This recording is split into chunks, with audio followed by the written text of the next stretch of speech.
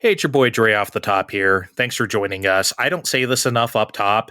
Thanks for listening. Please like us and review us and rate us on whatever you listen to. Apple Podcasts would be great, but if you listen on Spotify, give us 5 stars. Please do that. It helps a small show like ours a lot. Secondly, this is the last big deal of the year. It's about the time of year. If you've been listening for a while, you know around this time we take a break for the rest of the year and we just sit on our ass. Well, not really, because we have shows coming. When we say a show every week, we mean a show every single week. We will have something every single Thursday. We're going to have a show every day, guys. That's what I'm letting you know. That's what the show up front is about. Every Thursday, including Thanksgiving, Christmas, we just found out is on a Thursday this year. We'll have a show that day as well. Every Thursday, we mean it. But as far as this big deal show, we're going to sit back until January, probably January 8th, but, date pending. But yeah, thanks for listening, and we'll get started right now. Step into video game land. Welcome to Fine Time. You can hear all my ops shaking down the block, cause the asshole's full of rocks, I'm known. I always throw the first stone. Clean your clock, make it ring like a phone. Two-step, highbrow, low-tech. In the rest, you're next with the beat, make it bounce like a check. Next step, you hear what be your neck. Everybody on the hustle to the burnout kicks. You got a booty like Russell, I call that kick. Blitz skin, I stay lame, big heads like cabbages. I spit my Commodore game, then a Babbage. I'm the Mega Man, I'm the big blue bomber. You acting plastic like Laura Palmer. This is Fine Time, it's a big damn deal. Saturday morning, cereal surreal. Pop in my Civic and it shifts like a toy car. Rip the e-brake till it drips like a Joy-Con. Stuck a fork in the toaster like I know I'm not supposed to. Now I'm electric legs after sitting up for Ferrari Testarossa. All 4 tires deflated like Brady. They got me feeling like Swayze. Rip the throats out like I'm in a roadhouse. Do a burnout, flip around, now I'm doing about 80. Quick on my tape till you feel the boom back. Stand in my way, you get the brat brat. Drop you like a needle when I hear the golf clap. Got that boomstick blast like rat-tat-tat-tat. In fact, this a new order. Sticking the technique into every little corner. We got stacks of doom in the back of rooms. Somebody please do something soon.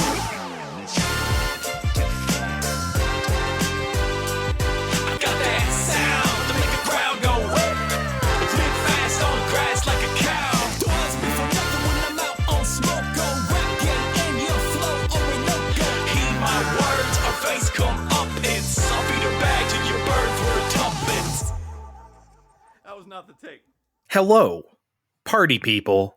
It's your boy Dre. Hello, party paisano. It's my boy Steve.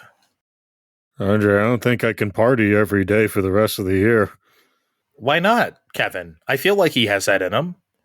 I don't know. I don't know, that in man. either. He's a secret party animal. Oh no, I think he can party like 5 days a week, but every day of the year is a lot. It takes the weekends off from partying. Yeah. He parties.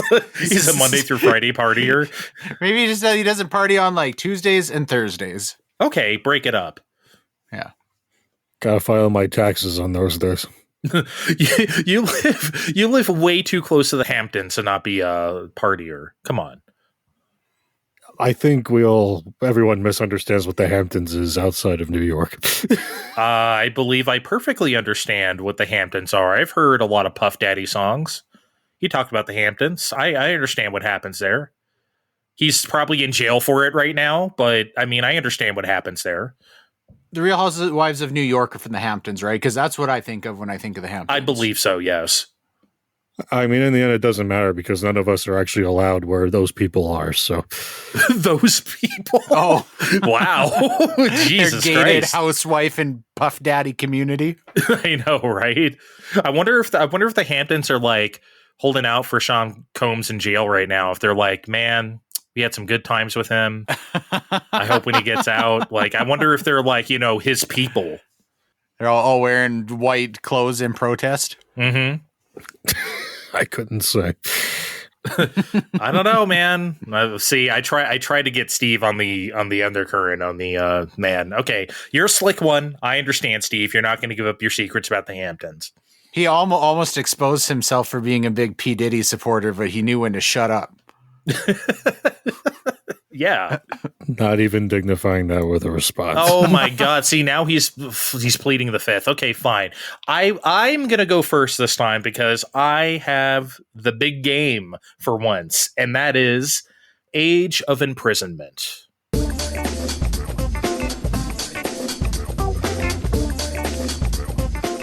So, y'all know me already.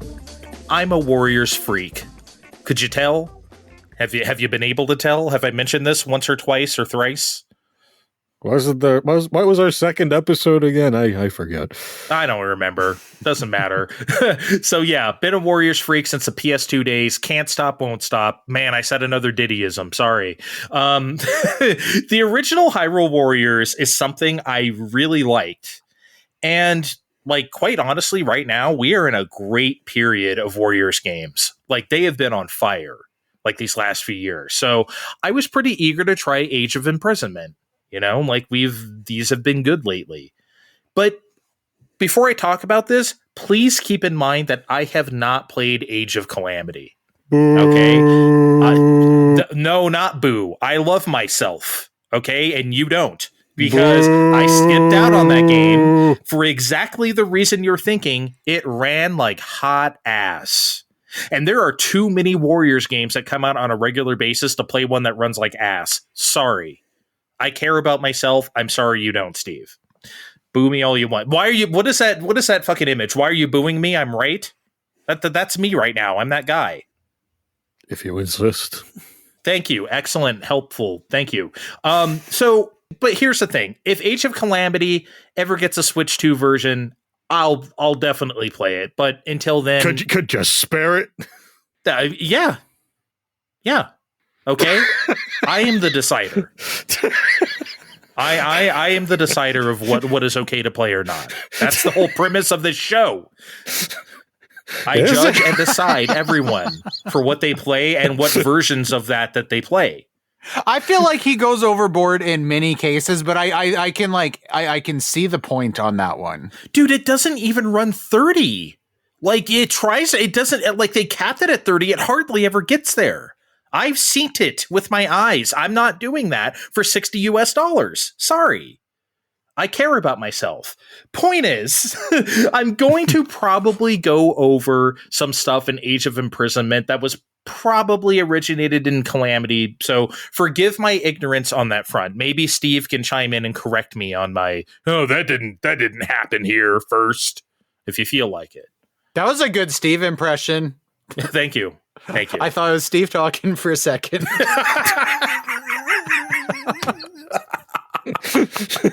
Oh my God.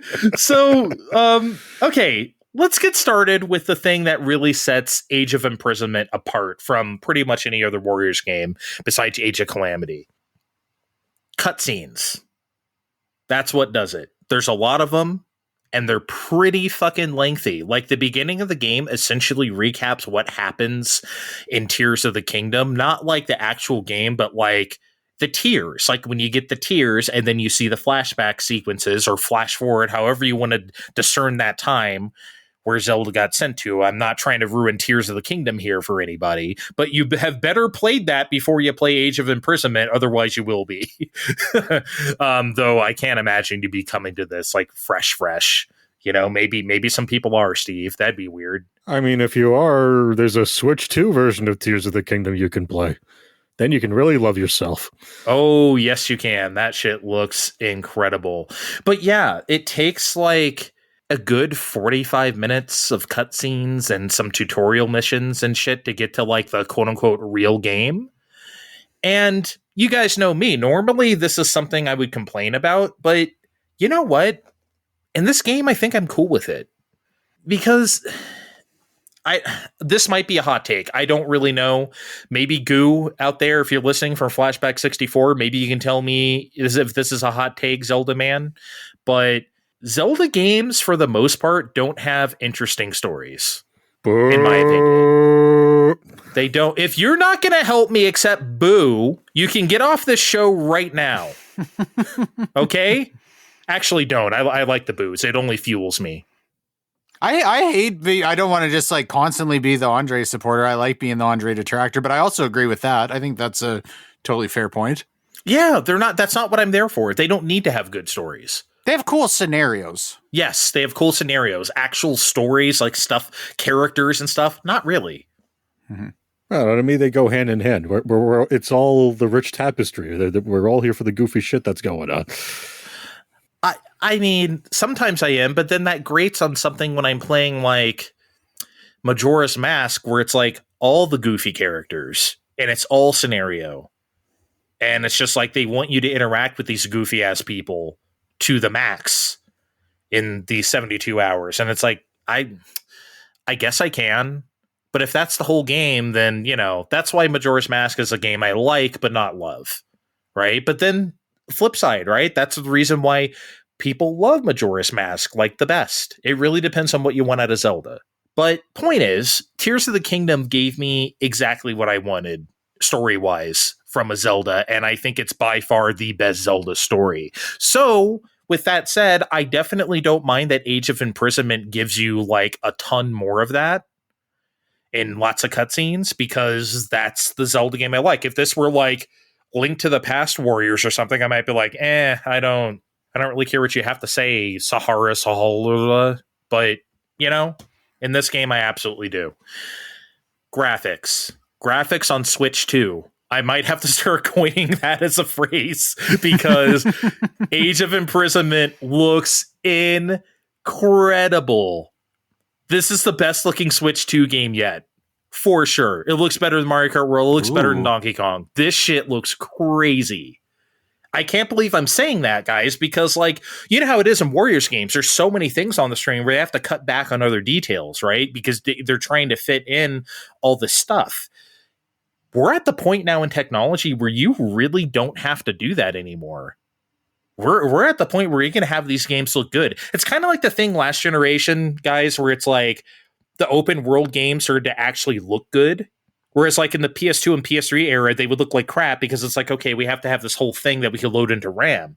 When that stopped being a concern, then it's like, oh shit, something like Just Cause 3 can have good graphics now, right? Relatively speaking. I feel like that's where we're getting with Warriors games, and it's very, very exciting. And the Switch 2 is more than capable of this. The real-time lighting when you're in the underground section, oh man. Excellent. So I gotta ask, in all seriousness, then, are we going to see you walk back the Love Yourself bit on Switch 2 versus other versions of games? Is that, are you going to be a little bit more of a Switch 2 truther? Not yet, because third parties don't try. They don't try. Like, obviously, this game is made by Koei Tecmo, but Nintendo isn't going to let this game look like Dynasty Warriors 7 or something, you know? I'll try and redeem myself from some of these boos that I'm not taking back, by the way. Don't. Never apologize. I will ask, is this a fuck I was wrong moment? Because if we flash back to a few months ago, Hyrule Warriors Age of Imprisonment looks like ass. It did look like ass. It looked like ass in the Switch 2 presentation, like the reveal, and it looked like ass after that. It did. And then they cleaned that shit the fuck up. So no, I'm not going to apologize. If we go back to those things, those run like crap. That footage looks assy. Okay, those things look assy, but here we are at the final product. I think you have to... I didn't say it would look like ass when it came out. I've just said it looked like ass in that presentation. We are a podcast of bending our words around here. I swear. No, I never, Kevin. I never said it would look like ass when it came out. This is maybe we need to do some homework after, and we'll litigate this once we've revisited the quote. Okay, fine. Jesus Christ. I guess it's unfair to say this game does look better than Tears of the Kingdom, like the actual Zelda game versus like a Warrior game, because that's a Switch 1 game. I don't think that's a fair comparison, right? But like it does. It really does. Like it looks like Tears of the Kingdom on steroids. I think my only real criticism of this game in general is that like so far, and of course I haven't beat the entire like story scenario, so far I haven't seen a whole lot of cool locations from the game.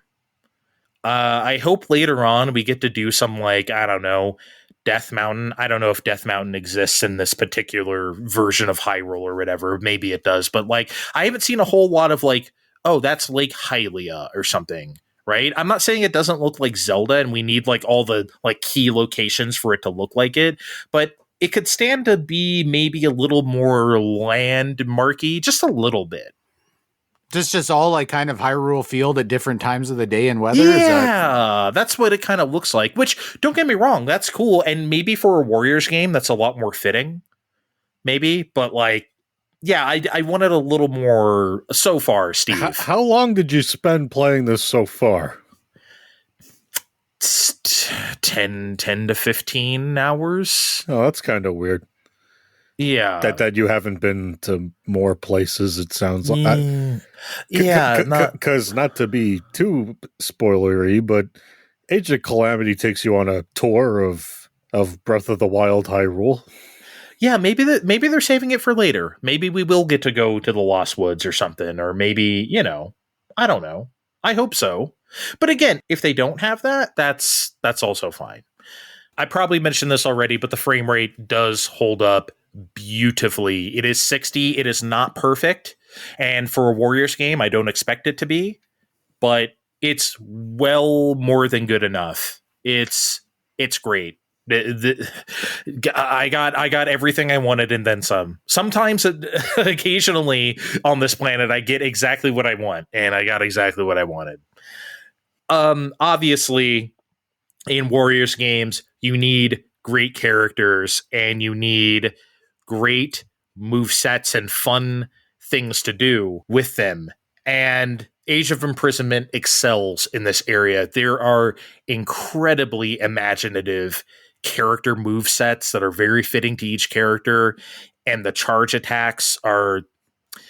Actually, I need to stop here. Do you guys know what charge attacks are in terms of like Warriors, like nomenclature, or no? Because I'm wondering if I should explain this to the audience or not. Because if you guys don't know...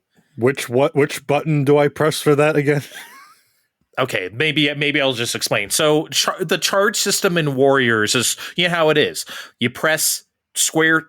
Well, okay, we're playing Nintendo. I'll do Nintendo buttons. You press Y, Y, Y, Y until you want to press X, right? And then it does like a finishing move to your combo. So if you press Y, Y, X, that's charge 3. If you press Y, Y, Y, X, that's charge 4. The number of buttons you press is the charge. You understand what I mean? I never heard it called that, but yes.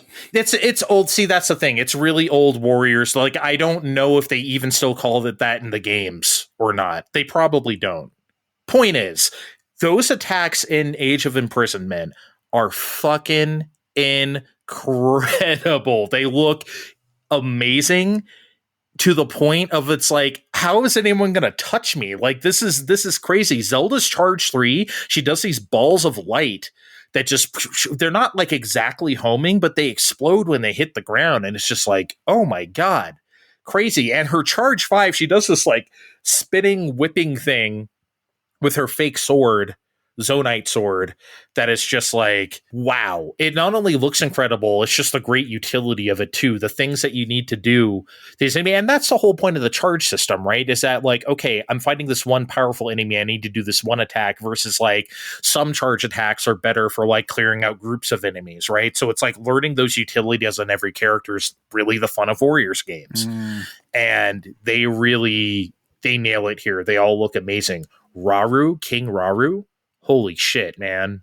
Like, I'm sure there's a Dynasty Warrior, Samurai Warrior, Spear user character that I can compare him to that I'm not thinking of right now. Maybe Zhang Fei or Yukimura Sanada or something. But like, I won't bore everyone with trying to find the perfect comp. His shit feels so powerful and deadly, and like the camera work is good too, especially when you get like catch an enemy with their pants down or whatever. I don't know what it's called. The pants down maneuver.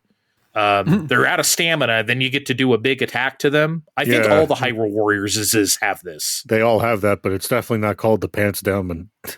Are you sure it's not called the pants down maneuver? The tunic down maneuver.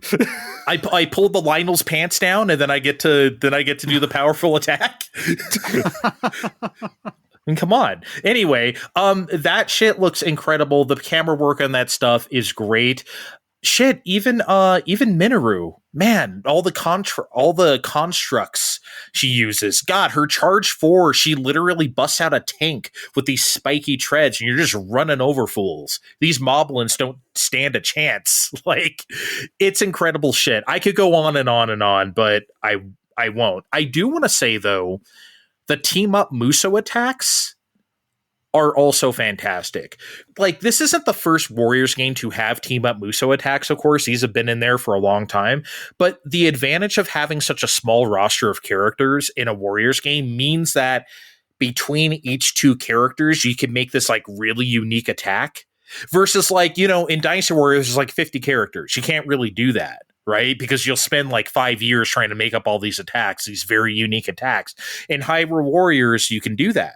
And they're really cool.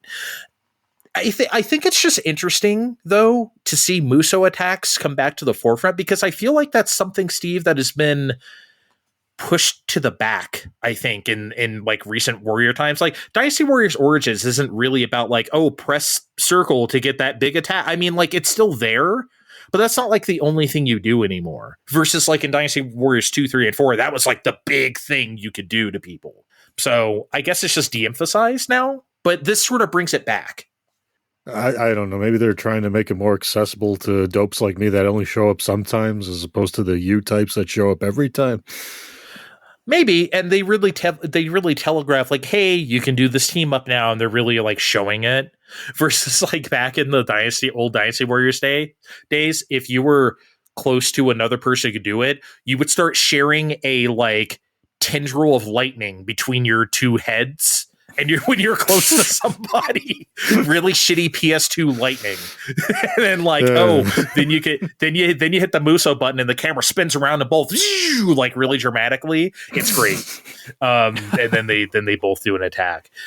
Yeah, I don't know, man. Age of Imprisonment does a great job of making you feel like a badass, and that's what I always want. But Steve, you feel like a badass without feeling totally overpowered. I'm sure you remember as well as I do, original Hyrule Warriors Ganondorf was insane. Forget about it. Or Fire Emblem Warriors Marth, fucking even worse. Yeah. Like sometimes we can get to Warriors games where some people are like kind of crazy, but nothing like that so far in Age of Imprisonment. Yeah, it's great. I don't really want to say anything. I actually wrote more stuff down here. I think I've said all I have to say. It's great. It's a wonderful game. It's beautiful. It plays great.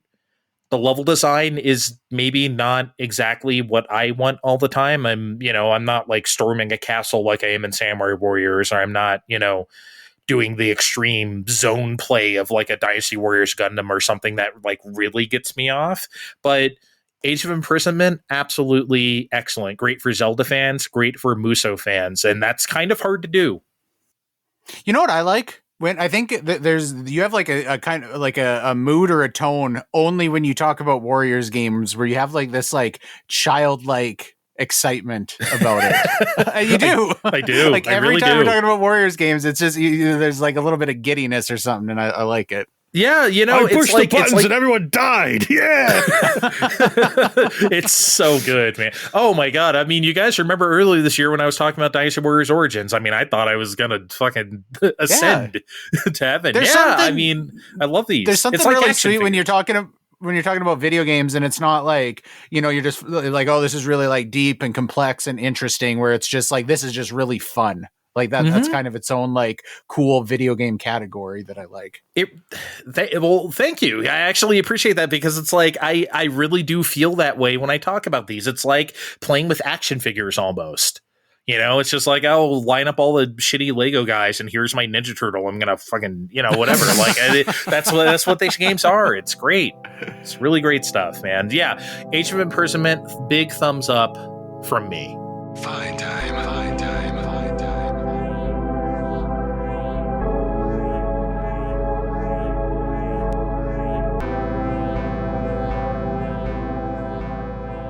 Okay, guys, I have a small confession.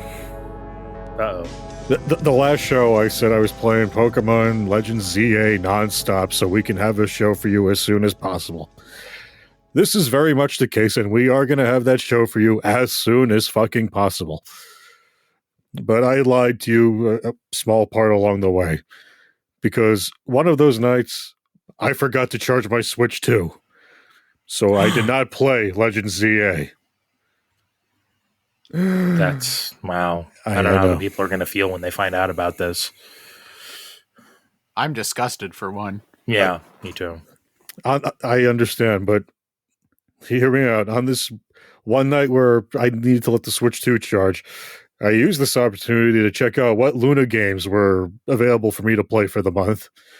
I usually do this for the lols anyway, but I never follow through on this anyway. But I found this, what we were talking about the last time, like this rebranding of Luna. Ooh, it's more purple than usual. Ah, wow. More games are on here. And there's this new bizarre edition on here called Game Night. What the hell is a game night, guys? It's a selection of games that require you to use your phone as a controller to play. You know, sort of like what they were going to do with the Amico for a few minutes. The Amico was doing that too? Like as an optional controller. Oh my God. And I'm already hearing someone out there going, you mean as an option, right? No. Mandatory. Like everyone has to use your phone to play these games. What? Okay. This is clearly framed as for parties because its headlining game is Courtroom Chaos featuring Snoop Dogg. And it's got this caricature of him like in the judge's podium wielding a gavel like from 2008. Like, yeah, okay, we fucking get it. Wow.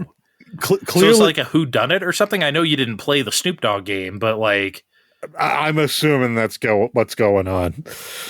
Maybe it's like Clue, but then everyone has, I don't know. Anyway, I'm sorry. I wouldn't even know how to boot this up with more than one person, without more than one person.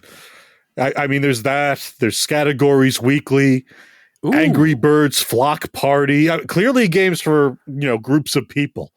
But Categories is fun. I like Categories too, but you can't play that by yourself. No. But you keep scrolling through, and then I'm finding games like Snow Bros Wonderland, from Tooplan, or what used to be Tooplan, and Lovers in a Dangerous Space Time. And I'm like, wait a second, those are real fucking video games. Surely I can play those with a controller by myself. Let's save some time. I cannot, in fact, play those with a real controller by myself. Wow. I tried.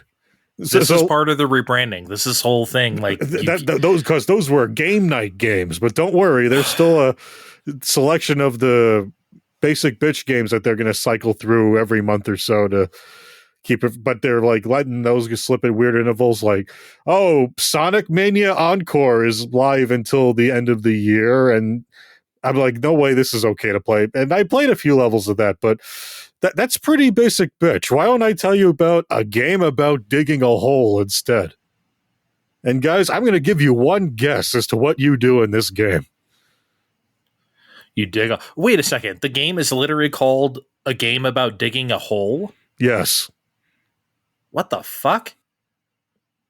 They literally named a game this. Okay, well, I'm only going to assume you dig a hole. Yeah, you're somebody who bought a house because of the promise of treasure in the backyard. I mean, these Wario games are getting shittier and shittier, let me tell you. Just one hole, not like holes around the backyard, one hole. I mean, eventually, if you dig all these holes together, it becomes one hole, right? I mean, so you do dig multiple holes. You can dig as many holes as you want in this one space in your backyard, but it's all one hole eventually, probably. Then it should be a game about digging holes, plural. Yeah, but I guess a game about digging a hole sounds better on the package that doesn't exist because it's only on your computer and on Luna. Okay. Yeah, you dig the holes, you dig up minerals to sell on not eBay. And then you use the money to improve your shovel and your other gear, like your air tank, because there's no air underground, and your rocket pack for jumping up higher when you go further down the hole. And eventually you repeat this. You just do this. You repeat the cycle, and you find out what the game wants you to find at the bottom of the hole, and then the game ends. Your penalty for running out of health or energy is just losing the materials you found, and then ending up back next to your house on top with, whatever you dug so far still being dug out. So there's no real penalty there. Okay. It's not super long or super deep because, it's a game about digging a hole. You'd think the game's about 5 to 7 years old, but no, it was slapped together earlier this year in Unreal 5. And this is not the future Keanu promised us in that demo you all love so much. The dirt does not behave like dirt. Like you dig, and then whatever you don't dig just hangs in the air. It's weird as fuck. What? So okay, so let me get this straight. So you take your shovel. I assume you use a shovel. Shovel, you get a drill later, but yes. And you literally scoop out the dirt, and the dirt just stays in midair. You dig. No, I think I'm taking this as like Donkey Kong Bonanza, where if you dig under it, then what's above stays in place. Is that? Yes, but it's worse than Donkey Kong Bonanza. Well, I mean, what you mean? What? Tell me more. I need more information about the dirt. Yeah, the dirt just hangs in the air. It's just weird. It's not fun like Donkey Kong Bonanza because all we're doing is digging a hole in this game about digging a hole. And, the patches you don't dig just hang there in the air. There's the other weird hangups too. Like there's a radar you have that points you to lesser treasures, like being more of a suggestion than a, thing that actually helps you. And then the further down you go, it gets very easy to get disoriented. Like, yes, you are supposed to go back up at intervals for more air and energy and what have you, but it's very easy to literally find what way is up. Oh, just look for the sunlight. Well, you end up finding your way lost pretty easily because you need them minerals to get more money. So yeah, you find yourself deep in there finding out it's kind of tough to just dig. What about the game is stopping you from just digging straight down, all the way down, and just getting right to the bottom or whatever? There's things you can't dig with just a shovel. You got to buy bombs or dynamite or whatever wants to blow through that. Okay. And you do need minerals to buy and bust through to improve your crap. So if you want to get the stuff to improve your crap, you can't just dig straight down. So what's at the ruin it for us? What's at the bottom? What's the big treasure? Well, we were pretty careful about spoilers here on Fine Time. Oh no. Will we be we deserve forgiven? We're gonna ruin the game about digging a hole. If anyone wants to play, it's on the service till the end of the month. But if you really skip about 30 seconds, there's a bunch of moles that were hiding a treasure. They're about the size of I guess lions, you could say, just living under the ground, and they maul your ass, and then it turns out to be a big scam. Like they just do this for sport. They lure suckers like you to the house to dig for this treasure underground. That's pretty good. So good. there's no treasure, just death by mole? I mean, the mole is like the occasional rubies and gold you see, but if you were smart, you'd escape with that. But no, you got to find the bottom of this hole, and you find this empty box, and then these moles that you're like Metal Gear Solid passing by, you're like, then they all trap you, and then that's the end of the game. Like, too bad. That's great, actually. That's really good. I mean, it's not a great game, but I'm like, I might have spent 8 hours tops on this. I'm not mad. Yeah, that sounds good to me. That's a great ending. Okay, game about digging a hole on Amazon Luna. I can see the appeal in this in the same way as Power Wash Simulator. Oh, I wouldn't compare this to Power Wash Simulator. No? That game's much better. Ooh. Power Wash. It's not just kind of relaxing to dig the hole? No, not necessarily. Power Wash Simulator seems like a zone out kind of thing. Maybe if the dirt behaved like dirt, there'd be something therapeutic about it, but I don't know. I've played better games about digging a hole. Fine time.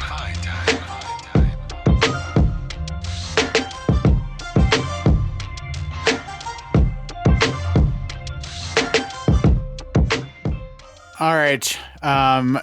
I want to talk about playing a little game called Hollow Knight Silk Song.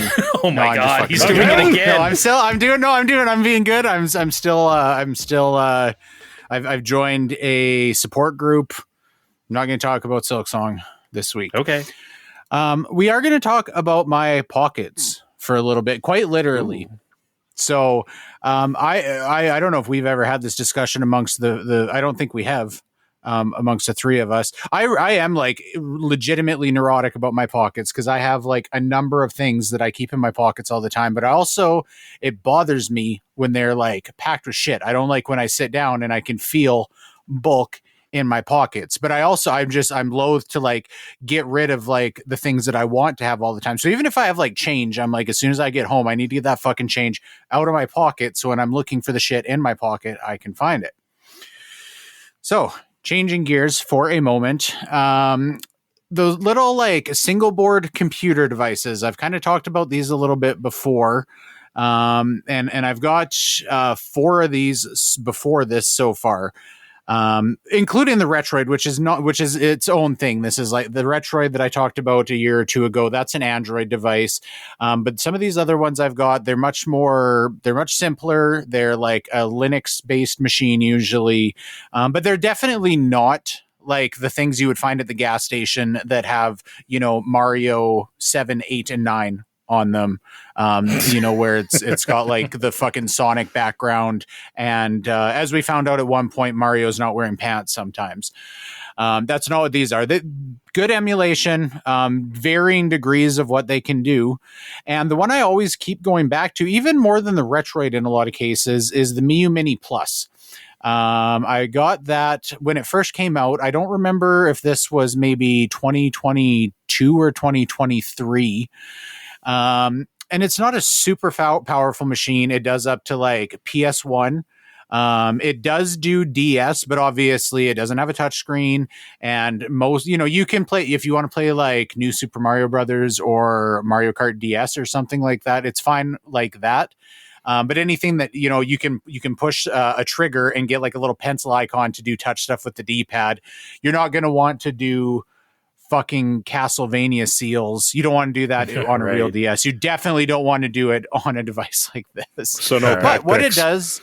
Yeah, no pack picks. Probably no. No Yoshi touch and go. No. All right. But what it does do, it does really well. The screen is great. The emulation is very solid for what it plays. And so I always go back to that thing. But it doesn't fit in my pocket. So I don't carry this thing around. If I'm going somewhere where I know I'm going to have downtime, I've got it in its own little case and I'll bring it with me. Or if I've got to go like sit at the hospital or something, I'll bring it. But there's numerous times where I'm like, fuck, I wish I had this thing with me, because all of a sudden I've just found myself with like 15 or 20 minutes. And that's such a like better thing to go to than sitting and doom scrolling on my phone. There is also the original Miyoo Mini, which they've come out with various revisions of, but it's always the same form factor. It's the same thing, but smaller. It looks like a little Game Boy. And this would fit in my pocket better, but I worry about, I don't want to keep it in a case because it's going to add bulk and it's going to get probably fucked up just having like an open screen in my pocket all the time. Mm-hmm. So they recently announced the Miyoo Mini Flip. This is not the Miyoo Flip. That is a separate device. This is a Miyoo Mini Flip. And this is basically the exact same thing as the Miyoo Mini, but it's in like SP form factor with the clamshell lid. And so as soon as I saw this, because I've, debated getting the Miyoo Mini for a long time just for portability, so I pulled the trigger. But I bought it only for that reason, because I wanted something to keep with me all the time, knowing that there were some issues that were likely going to be hangups with this. So I'm going to kind of go through each of those hangups and whether they were actually an issue. Hold on. So like the Miyoo Flip is like too big, right? The Miyoo Mini Flip will fit in your pocket. So the Miyoo Flip came out about a year ago. It's still relatively poor. That one's actually about the size of an SP. The Miyoo Mini Flip is significantly smaller than an SP. Wow. Okay. The Miyoo Mini or the Miyoo Flip It has joysticks that are like recessed, but it's really got some issues. Number one, and I'm going to talk in a moment about like the main custom operating system you really want to run on these. It's called Onion OS. The Miyoo Flip does not run Onion OS. It's kind of got like its own separate architecture. Okay. Whereas these other Miyoo devices, for the most part, they all are basically the same thing. So the Miyoo Mini Plus, the Miyoo Mini, they all run you can like hot swap SD cards between them, and it just works. Oh, perfect. Okay. Also, the Miyoo Flip a few months ago had very bad hinge issues. So there was 2 revisions, and I think even the second revision a lot of people had issues with, but the first revision when they first came out almost universally failed. Wow. So that's one of the things that was because I'm like pre-ordering this before they're shipping any. They had said this is going to be an upgraded hinge, and so I knew there's a chance that this could be an issue. So far, definitely hasn't. Anybody that's reviewed them online says it feels much better than the Miyoo Flip hinge, but time will tell. I've had this thing for a little over 2 weeks at this point. I've had it in my pocket all day, every day. And it seems to be just fine. I think it's not going to be an issue. I actually even designed and 3D printed a little, because it comes with a case, but the case is too thick. So I 3D printed a little sleeve for it out of TPU, which is kind of like a rubbery plastic. So it's not going to be like hard and scuff it and shit. Yeah, scratchy. So I'm hoping that's going to kind of help. It adds a little bit of like rigidity on the sides. But it's kind of rubbery, so it's not going to be like super impact resistant. Okay. So far, I think the hinge is fine. It does feel really good. It doesn't feel too tight. It doesn't feel too loose. It snaps into place where you want it. So the hinge, I think, feels good. Size was another thing. Obviously I wanted this to be small for portability, but I was curious, is this going to be a pain in the ass to play games on? And it really hasn't been. It is very small. And I found it more playable than I expected to. So I've been playing a few different things. I started playing Pokemon Silver, and I'm probably, 10 hours into Pokemon Silver. Obviously, for something like that, this is a really good choice. You can play that one-handed on something like this if you want to. But I've made a point to go and play other things. You play through 2D platformers, stuff like that. And I kind of thought, even if it's playable, that the idea is that I'm going to be playing this for like 15-20 minutes at a time when there's time. I'm probably not going to want to sit down and play this for like hours at a time. And it turns out that's honestly not the case. I can sit there and play this thing for an hour and a half, and I'm not finding it cramped. I think that there is definitely the potential for people to find it too small, but it's, it just seems to work good for me with kind of a claw grip where it is comfortable enough to play for fairly long sessions. And I don't find it's inhibiting to, play something that needs a little bit more reaction time. Yeah. Number 3. It's weird because, like, as you well know, I do not like the Game Boy SP. That is just not a system that has ever felt good in my hands. So I'm trying to imagine something even smaller than that. Like, I'm looking at the Miyoo Mini Flip right now, and it's just, like, I see the 2 recess button. Like, it seems a little cramped, but I guess I would have to get my hands on it. It's that boxy frame that I'm trying to imagine my hands around. It's tough. Well, I think it's so small that boxy frame doesn't even really matter because you don't have room to like curl your hands around the back of it. You're kind of like, when you have your index finger on the shoulder buttons, and then behind it, you're almost like pinching it. But it's not like pinching it where you need to like, it's going to fall out if you don't hold it like that. Like Okay. What's the battery life like? The battery life is, I haven't killed the battery on it. Playing something like Pokemon, like I would say I'm probably going to get like 6 hours out of that. But playing something, you can definitely see, because I have like sat and fucked around with DS for a while and stuff. If I sit and play DS for half an hour, I'm probably going to lose like 25% battery. So definitely, playing things that are a little bit more intensive are going to kill the battery quite a bit faster. Okay. That's not, I mean, that's not like, for a device as small, I guess that's fine, but like, that's not super great battery life. Yeah. It's not bad though. I think, again, for something like this, like, I just throw it on the charger on my nightstand every night. And then, for the most part, the battery hasn't been an issue for me. I guess if I find myself like getting really into a DS game that makes sense to play on this, or even I'm sure, like PlayStation 1 is probably going to burn through battery quite fast. You're going to have to be cognizant if you find yourself like where you want to play this for like 4 hours where you're not going to be around somewhere to charge it, then it might be a problem. But I think the way that I intend to use this thing is probably not generally going to be an issue. Right. Whereas, like, I'm taking the Steam Deck to work, which is obviously a fucking tank, and it has a bigger battery, where, like, I can play Neo Geo all day on that thing, and it's fine. Versus, like, if I'm going to play something even something new that's not completely up to spec, like Dragon Quest HD2D Remake, I'm getting a few hours. So it's, I guess it just really wildly depends on the game, of course. I think too, something like the Steam Deck, though, if you're taking that with you, you're going to be playing it more. It's going to be like with the intention that I'm going to have like a block of time to sit down and play this. Yeah, of course. I'm sitting down with my hour lunch break and I'm playing fucking Steam Deck. Yeah. We go down for the weekend to visit my mom or something. Like, I'm still going to take the Switch too. But if I'm out traveling for work and then I've got to like sit and wait for half an hour before a meeting or something, it's nice just to have this where it's not expected to need it, but it's just always there. Like, it's like my little buddy in your pocket. The biggest thing that I did not like about this, and may have a resolution ish coming, it does not have Bluetooth.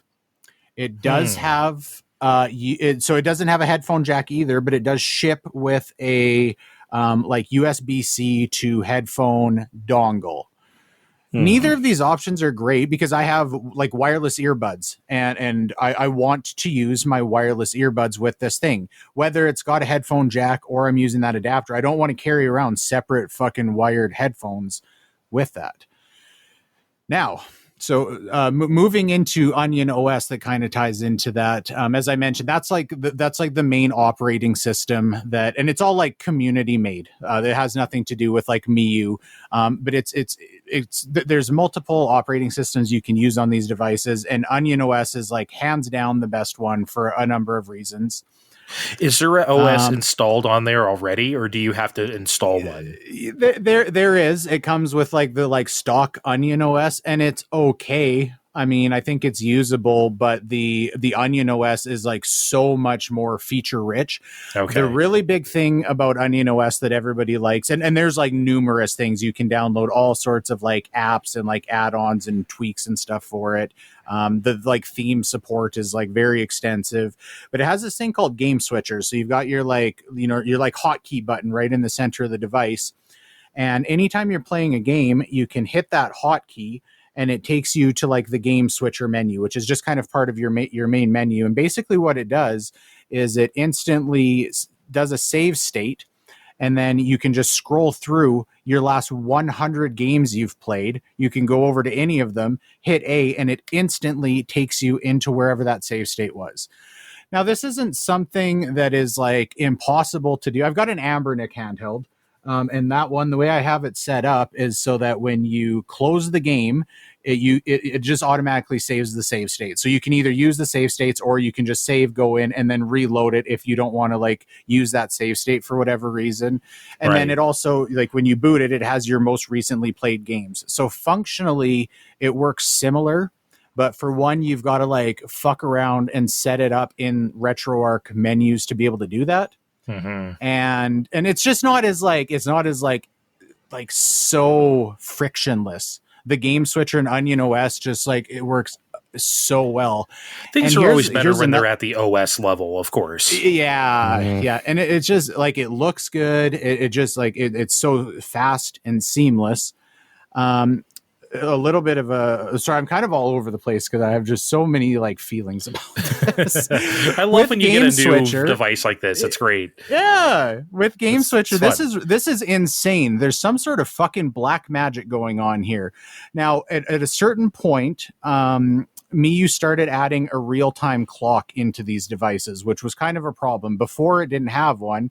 So if you're playing something like Pokemon Silver that relies on like knowing what time it is, either it had to like sync through the internet, which it doesn't always like connect to the internet immediately, or you can set it up so like every time you turn it on, it like bumps up 4 hours. Like it was all kind of shitty. But so I went in, you have to add a file to like make Onion OS work with this real-time clock. But I did that. So that because I've wanted to replay Pokemon Silver for quite a while, but emulating it is always a problem because of that time system in a number of ways. So I got it set up with the real-time clock. This, I have no fucking clue how this works, but I thought I can play this, but I'm not going to be able to use it with Game Switcher. I'm going to have to save the game, close the game, launch the game, and like reload my save for it to like catch the time on the real-time clock on the Miyoo, is what I assumed. Somehow, when I play that game, the Game Switcher works perfectly fine. So I can be playing it. I can hit the menu button, shut the Miyoo off, turn it back on a few hours later, hit the Game Switcher button, load in. So it's just automatically loading that save state and right exactly where I was without reloading or anything. But it's automatically updating the time of day. Like how the fuck that works, I have no idea. Like obviously somebody put some like very deep thought into like the OS level Game Switcher for it to be able to like force the game to like automatically check the real-time clock for the time, because the ROM of the game, like Nintendo would not have designed it to work that way because there would be no reason to ever do that. Right. That means you could probably, I wonder if this would work on like Animal Crossing Wild World or something. Yeah, you know I mean? I see no reason why. I mean, I'm sure there's like an implementation of like the emulator that needs to work with that too. And maybe the DS emulator isn't set up for that, where the like RetroArch one is. I don't know. But I was fucking blown away. I thought there was no way that would ever work. So it's like cool. I never have to like go in and reload my save or do anything. It's like so seamless and works so well, and I really like that. Okay. However, Onion OS hasn't come out with a new build yet where it like specifically supports this hardware. So I'm using this. I just popped the memory card out of the Miyoo Mini Plus, put it into this thing, and it works great. But number one, it doesn't put it to sleep when you close the lid, because Onion has never been developed to work with something that has like a closable lid. So apparently that's coming. And they've also never had where there's not like a dedicated headphone jack. So right now on Onion OS, you can't get audio out of the USB-C port. I'm hoping that that's coming, because I actually went and bought a little like USB-C to Bluetooth adapter, which is just a real small thing where theoretically I should be able to plug that into the USB-C port and then use my Bluetooth earbuds with it, is what I'm hopeful of. Because I know I'm going to find myself where I am sitting in the hospital because a fucking kid has to go to emergency or whatever, and I'm going to want to play this but not have, Pokemon music blaring to the old lady beside me. If you don't have Pokemon music while playing Pokemon, I don't see what the point of living is, Steve. Who the fuck are you? Yeah. I mean, come on. Especially that music. You got to have that music. Yeah, I know. I don't know, Kevin. You always impress me with these handhelds, and then it's like, oh, right, you got to do surgery in order to have them do everything you want them to do. I can see the hang up with the Retroid, something like that. Like that's a fucking pain in the dick to set up. And there's so many like weird Android things. You could get a Miyoo device and set it up like very well with Onion, with your ROMs, if you've already got ROMs. And I bet you like 40 minutes. Like, and it would work well. Everything's very streamlined and user-friendly with like the setup process and everything. I think I scared him a couple of years ago when I told a few of my Steam Deck early stories or whatever of just like weird shit that would happen. Look, I might talk myself into getting a refurbished one soon. We'll see. Okay. I feel like just don't try to play Geometry Wars, even though it says it works. It doesn't. Right. I'll get one that runs on Switch. It'll be fine. Okay. If Don't be scared. Don't be scared of the corrupted file in Sunset Overdrive. I promise it won't hurt you.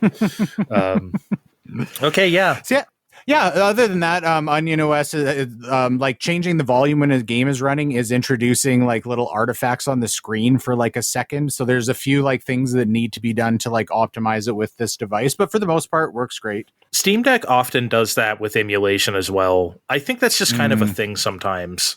Yeah, well, I know like on the other Miyoo, like there's none of that glitchiness at all. Okay. It's like very polished and streamlined. So I'm sure that can be cleaned up when they do a new build of Onion OS. It's just going to take time. I know that when I was looking into it, like Miyoo doesn't like send pre-production units of these to like the Onion OS devs, which is kind of shitty because these are people like spending crazy amounts of time for no pay just to like make this thing better for the community. But I don't know. I mean, that would be nice if they would do that, but maybe they just... Surely they have to know that's what these people do with the system, right? So, like, for sure, there's definitely people that buy it and use the stock OS, but the people that really care about these things are the ones that are like putting like the really good OS and stuff on them. And I mean, I gotta tell you though, this is such an enthusiast advice. I don't an enthusiast device that I don't think people like most people who are buying it are doing what you're doing, Kevin. I don't think the casual person's going out and getting a Miyoo mini flip. Probably not. Yeah, not that often. And I mean, these things are like $50 American or something. Like they're not. This is not. No, that's not bad. They could afford to fucking send 5 of these out to the community that's like making the best OS for them. But whatever. That's long story short, I've had this in my pocket like 24/7 all day, every day. It's holding up super well. And it's changing. Like I am like, if I'm just sitting on the couch doing nothing, I'm so much more prone to like grab this and like just play something for a little bit than sitting and, dicking on my phone for whatever. So it's been great. I like it. Sounds great to me. Okay, guys. We got to take a shower, right? It's going to be like Kevin, you're not going to get a chance to take a shower for like 2 months, okay? Your family, your poor family, okay? We have to get out of the way now. I think Kevin could just get a private shower in that case. No, did you just say private shower when it is communal shower time? We shove him in there, we turn on the cameras, make sure he scrubs real good, and then we go in there. I promise we'll shower and then I will give myself a whole bath like Christmas Eve for the good of those around me. I don't believe you. We'll be right back. Nice and steamy. All night long.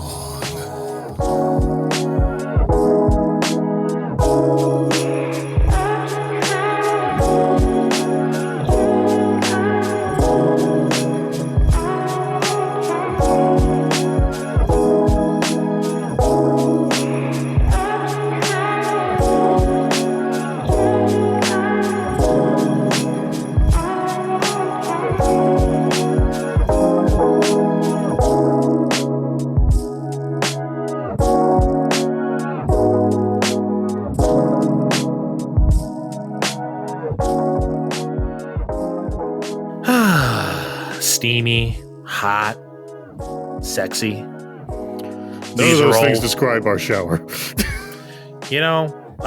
Thank you, Steve. I was going to have my own joke and say these are all words I would describe to Age of Imprisonment. Okay? Thank you. You stepped all over me. How dare you? Yeah, you all want me to participate more or not? You participate at the times I want you to participate. Okay? Not the times when I'm going to say my own shitty joke. Stop shaming him. Oh my god. Now you're on his side. You were on my side earlier for his booze, and now it's like, okay. Look, okay, we can't come out of the shower. We're still naked and we're bickering, okay? Can we at least put on some clothes? God. Okay, we have a fair amount of big questions again. Again, all we had to do was bitch a couple weeks ago. That's all we had to do. And now we have stuff again. Hallelujah. They're all allowed to space this out, but no.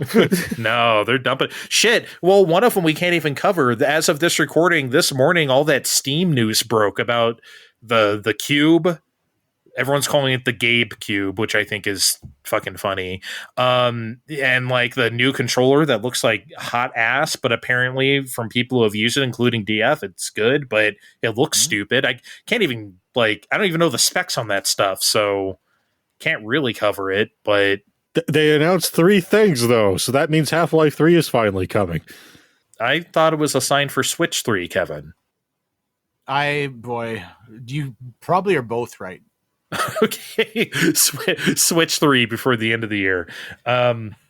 Yeah, so I don't know, not really much to say there. In fact, maybe in a couple months when we get closer to those things releasing, we might have some more opinions about it. But that is interesting. That did happen, but we're not really going to talk about that today. I would like to do a quick bit about the Mario Galaxy movie trailer, if you guys don't mind. That did, again, as of this recording, we saw that this morning. It looked cool. First of all, I forgot that they shrunk Bowser at the end. I forgot he was little. So I didn't think that he'd just be like living in a dollhouse by himself. But, that's funny. Well, he had time to do the Bowser Fabio painting thing there. That was kind of funny. That was fun. That was very realistic looking paint too. That was like, it was, yeah. Again, I don't like, I'm not one of those people who shits on Illumination or whatever, but like that was very high quality for them. It really was. Like, it's very realistic looking paint. I think my only real takeaway here is that we saw Toast Arena, right? That was Toast Arena, the desert part. It had the big pyramids in the sky, almost like. So my whole thing with them calling it the Mario Galaxy movie, I didn't really think they were just going to stick to that. Just like the Super Mario Brothers movie wasn't just going to be classic Mario Brothers stuff. I think they're going to do whatever the fuck they want. I think they're just calling it that just because. Are we going to do space stuff? Obviously, we saw Rosalina and we saw like small planets, but like the fact that Toast Arena was there makes me think, oh, we're just gonna do cool Mario stuff, We're gonna go on some sort of odyssey for 90 minutes. That's the next movie, Steve. Shh, for 2030. Do you guys want my hot take about this? Okay.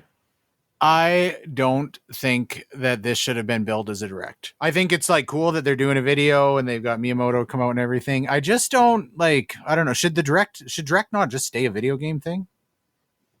I don't mind that it's not a video game. I just mind that I don't think you should do a direct for a movie trailer. Like it's not about it not being a video game. It's like, I don't feel like this is worthy of like a whole, just fucking put it online, man. People are going to watch the Mario movie trailer. What else? Okay. Yeah. Maybe, but what else should you do a direct for that's not video game stuff? Didn't they do one for the Nintendo Museum? Maybe. Well, if they did, I think that's worthy of like a direct. That's like a big announcement and like a thing, like a Nintendo thing. I think it's okay if you do directs for not video games. I mean, I think doing like the exact same format as on that stuff is fine. I don't know. It just feels like it like muddies the like branding a little bit. I don't know. I don't feel that way. You know what else? I don't like that Illumination guy, really. He seems pretty like, he does seem a little insincere. Cool and fun, but that's Thank just... you, Miyamoto-san. Thank you, but okay. But now to Chris-san. Yeah, it's very like, okay. I bet you that guy's a fucking douche in real life. I bet you he has like a super expensive house and he's fucking like looks down on everybody. He probably shut down a Wendy's before because his kid didn't get the right toy or something. Like, absolutely, for sure. Yeah, he's a dick. You can't have that much money and be normal.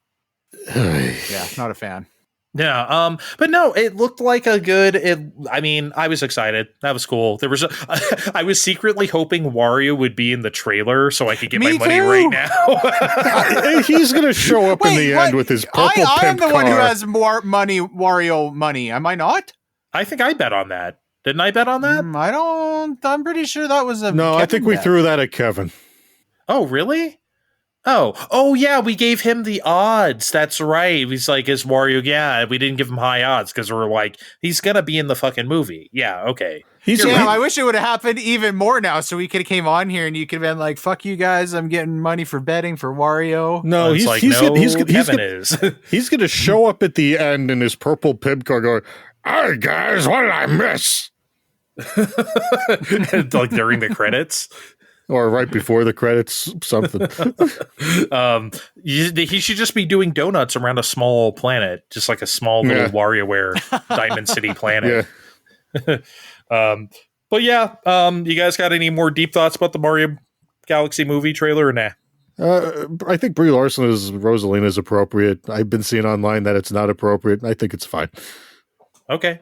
I don't know why she wouldn't be. It's kind of perfect casting to me, but fuck do I know? Okay, yeah. Great stuff. When does it come out? March or something? April? I'm here for it. Yeah, April. All right. We didn't really put this on our sheet, but I want to be sure to mention it just in case. I think we all tried the Kirby Air Riders online demo over the weekend, right? Did we all or no? Yes. You guys got any thoughts? Because I feel like an old man on this one. I feel like I enjoyed myself. I have no idea what happened.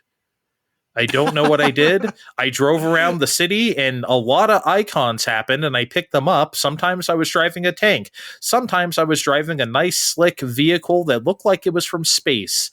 I don't know. Sometimes giant Gordos fell from the sky and then I had to do like a monkey ball or point blank the light gun shooter mini game at the end. And then it was over. Why were we all doing different ones? I don't know. I guess I had fun. In fact, I know I had fun, but what just happened? I was in the exact same spot, the like online multiplayer section. I didn't know what the fuck was going on either. Yeah, and it was fun too, but exact same spot. What happened is that we're playing the full version of the game we really should have been playing 20 years ago. Is what's going on, because this isn't Air Riders 2. This is Kirby Air Ride Complete Edition, really, what we're dealing with here, because you look at that game and you look at this game and it's really not too much different what's going on, because what was City Trial all that time ago? You ride around the city, you pick up shit, sometimes Gordos fall from the sky, sometimes Dino Blade shows up. I don't know why. We're doing that same shit 20 years later. It's a lot louder. It's a lot more fun. It's a lot more fair now because you can actually choose what activity you're going to do at the end based around what vehicle you built along the way. And then we move on to then you do it again. You had fun, right? Yep. Okay, let's keep going. So weird. It's just like, I can't believe that's the game. You know, like it's like that's the game. I get it. Like there's a regular racing mode and stuff, but like people like me glommed onto it for a reason. I do, as I've said several times on the show, I did not like Kirby Air Ride back in the day. I kind of like the top down. That's the thing I wanted to play. I wanted to play the top down thing.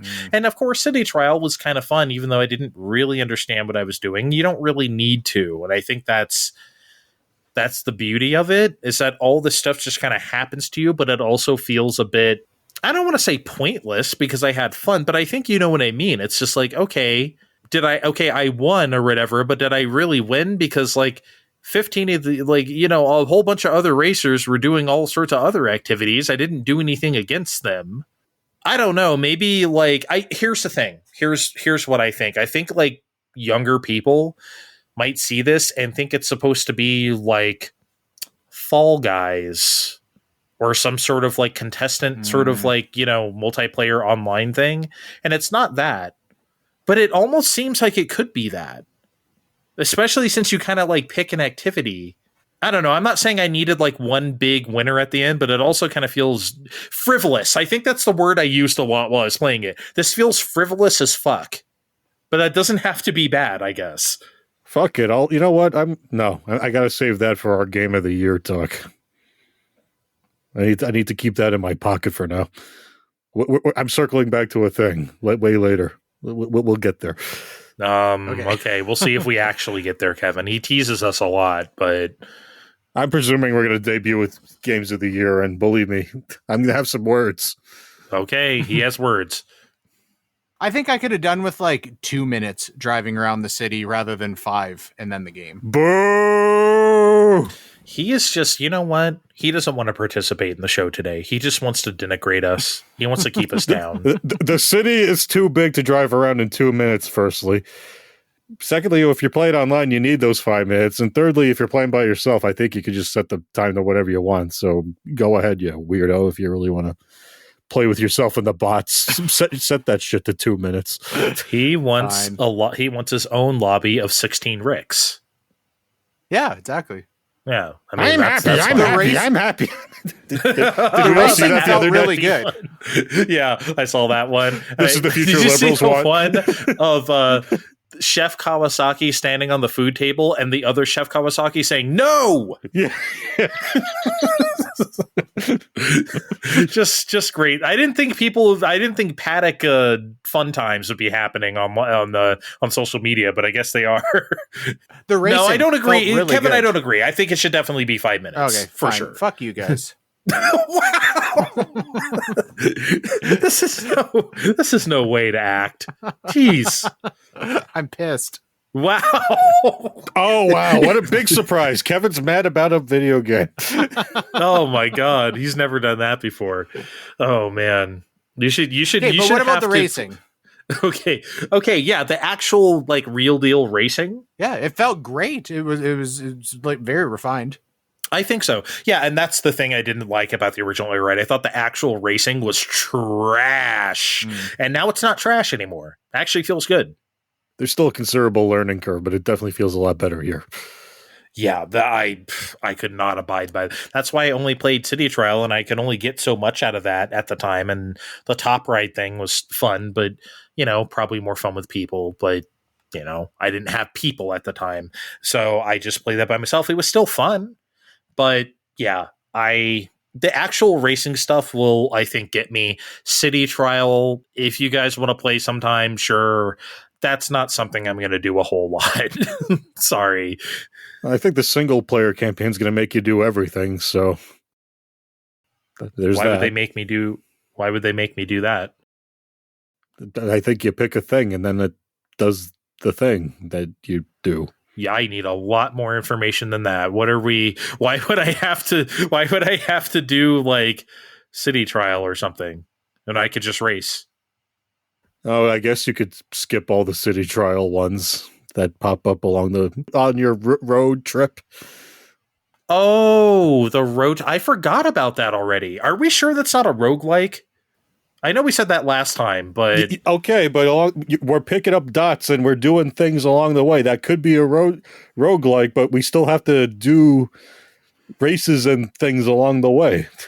Right, but that's like in a completely different format than like City Trials, like fucking crazy stuff for 5 minutes. You know what it is? I think I would enjoy it more if I got to kill more people. I wasn't very adept at like smashing my foes. Oh, well, get better at that because it's very satisfying when you do kill people in that game. I would like to, because I was using... You get the kill cam on whoever you just killed. It's great. Oh my God. Okay, yeah, I need to get better at kills. I need to get better at killing. That's the theme of Kirby. But yeah, that's good. I'm not going to get this right away when it comes out. I'll get it some point in the future, but I definitely will get this. I'm picking this up next Thursday. I can't wait. So Kevin, are you sold or nah? You're still mad at us? I was going to buy this Thursday, but now that you guys are shitting on my 5 minute critique, I'm not playing it ever again. I don't think Kevin made that critique in good faith. I think he just wanted to shit on us some more. Okay, yeah. He just wanted to be mad. I'm going to play Anthem instead. Fuck you guys. All right. I don't have a whole fuck of a lot to say about the State of Play Japanese presentation that happened on Tuesday. Like, as far as like in terms of like games and stuff, because there wasn't a whole lot revealed that we didn't like already know existed. There was a cool ass trailer for like Dynasty Warriors Origins big ass DLC or whatever, which I expect to cost like $40 or something.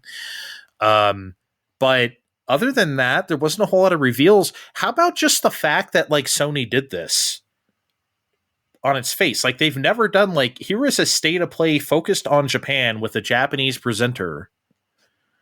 Why do you even suppose they did that in the first place, Steve? I think I gotta say the cadence of this was more interesting than usual. But like you, I wasn't drawn so much to what was shown, mostly because we saw all of this already, or most of it already, which is why I was really more drawn to, I guess we could call it the post-credit announcements, where it's like, hey guys, here's a digital-only, Japanese-only PS5. It is significantly cheaper than any of the other ones right now. And also, here's a monitor for your DualSense to just dangle on and charge with here.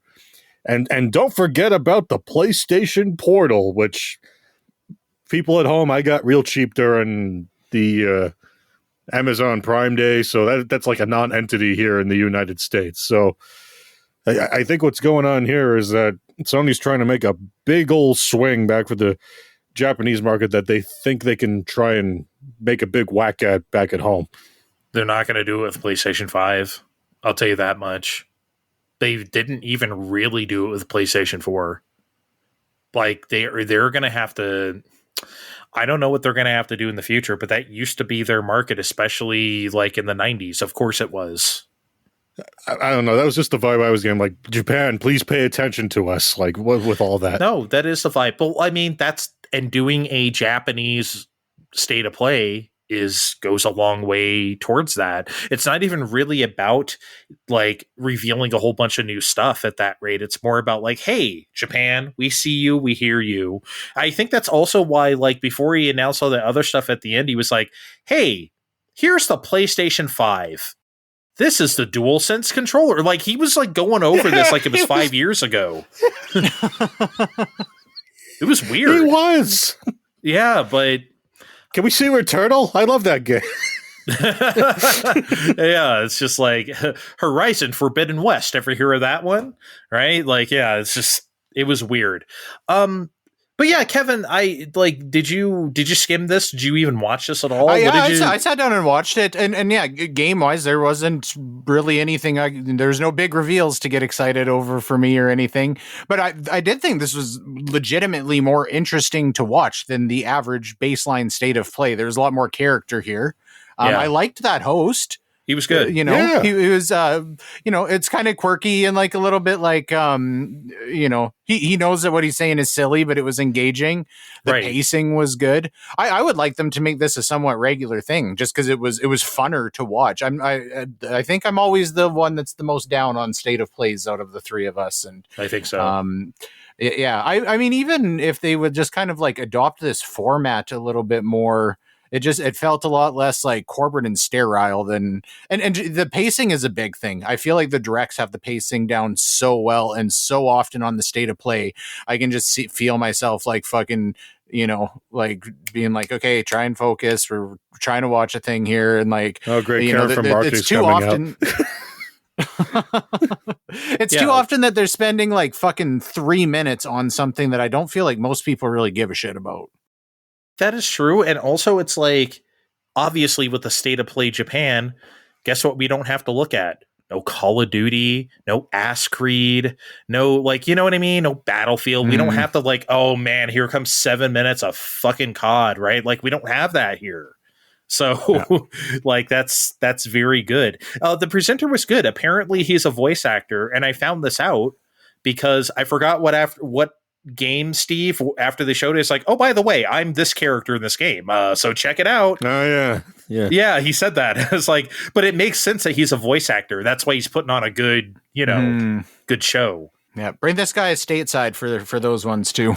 Yeah, I would absolutely. Yeah, so presentationally, I think we're all impressed by this, and yeah, it's a little goofy, it's silly, but like, I wish the other ones were goofy and silly. That's fine. Even it was even goofy about like shit like Fatal Frame. You know, like I love that. It's just fun. Anyway, yeah, I don't really like. There's no real games here. We really want to go over like we usually do. But yeah, I just wanted to shout out that presentation was good. Hope they do it again. Octopath Zero demos live. Yay. Haven't even had fucking time, man. Me either. Like, God. It's loaded on. Can everything slow down? Why couldn't this happen in like July? Like, had nothing to play. Because we need to play the first 3 hours and move the progress onto the game that's about to come out. Come on, Andre, keep up. I don't even know if I can play that in December. Neither can I. God. Jesus Christ. It's too much. Metroid Prime 4. Come on. Metroid Prime 4, I'm going to still be playing Dragon Quest. I haven't even fucking touched Metaphor. And that came out like over a year ago. Come on, give me a break here. But, you know, hey, it's a good problem to have, right? All right, let's talk about Animal Crossing update. This happened on the day after we recorded the last big deal, October 30th.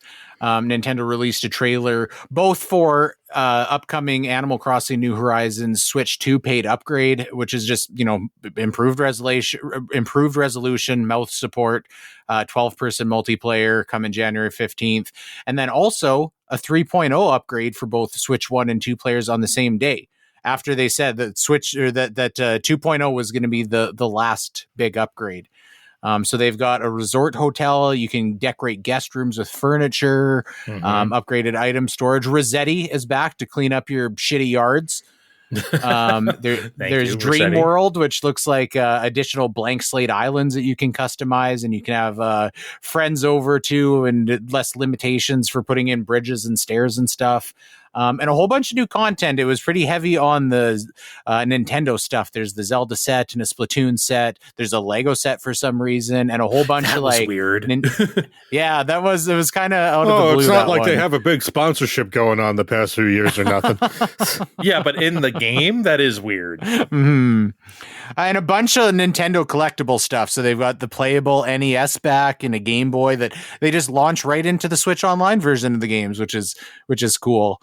I don't think anybody was expecting this. I think everybody was feeling like we're primed for Switch 2 Animal Crossing. So again, like I said, they said that the 2.0 New Horizons update was going to be the last one.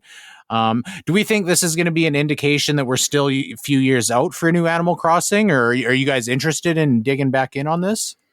I'll probably jump in at $5. And look, my sister's interested. I didn't even have to tell her this was happening. She sent me the video the other day, like, Steven, is this real? Is this happening? I'm like, why, yes, Steve's sister, who I'm not going to dox on the air, so she's going to be Steve's sister. This is real happening. Like, and you don't even need the Switch 2 version, even though you should just make your husband buy you one. like, just watch the video. You can see the differences. Okay, like, so I'll pay the $5. I'll go back in.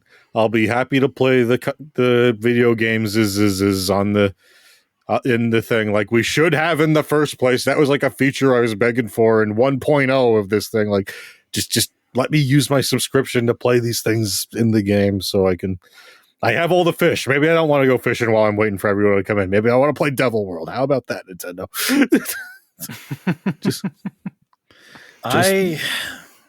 It'll be fine. We're clearly a few years out from Animal Crossing Switch 2. Okay. I'm gonna be maximum me right now. Okay. Here we go. I'm not particularly interested in this.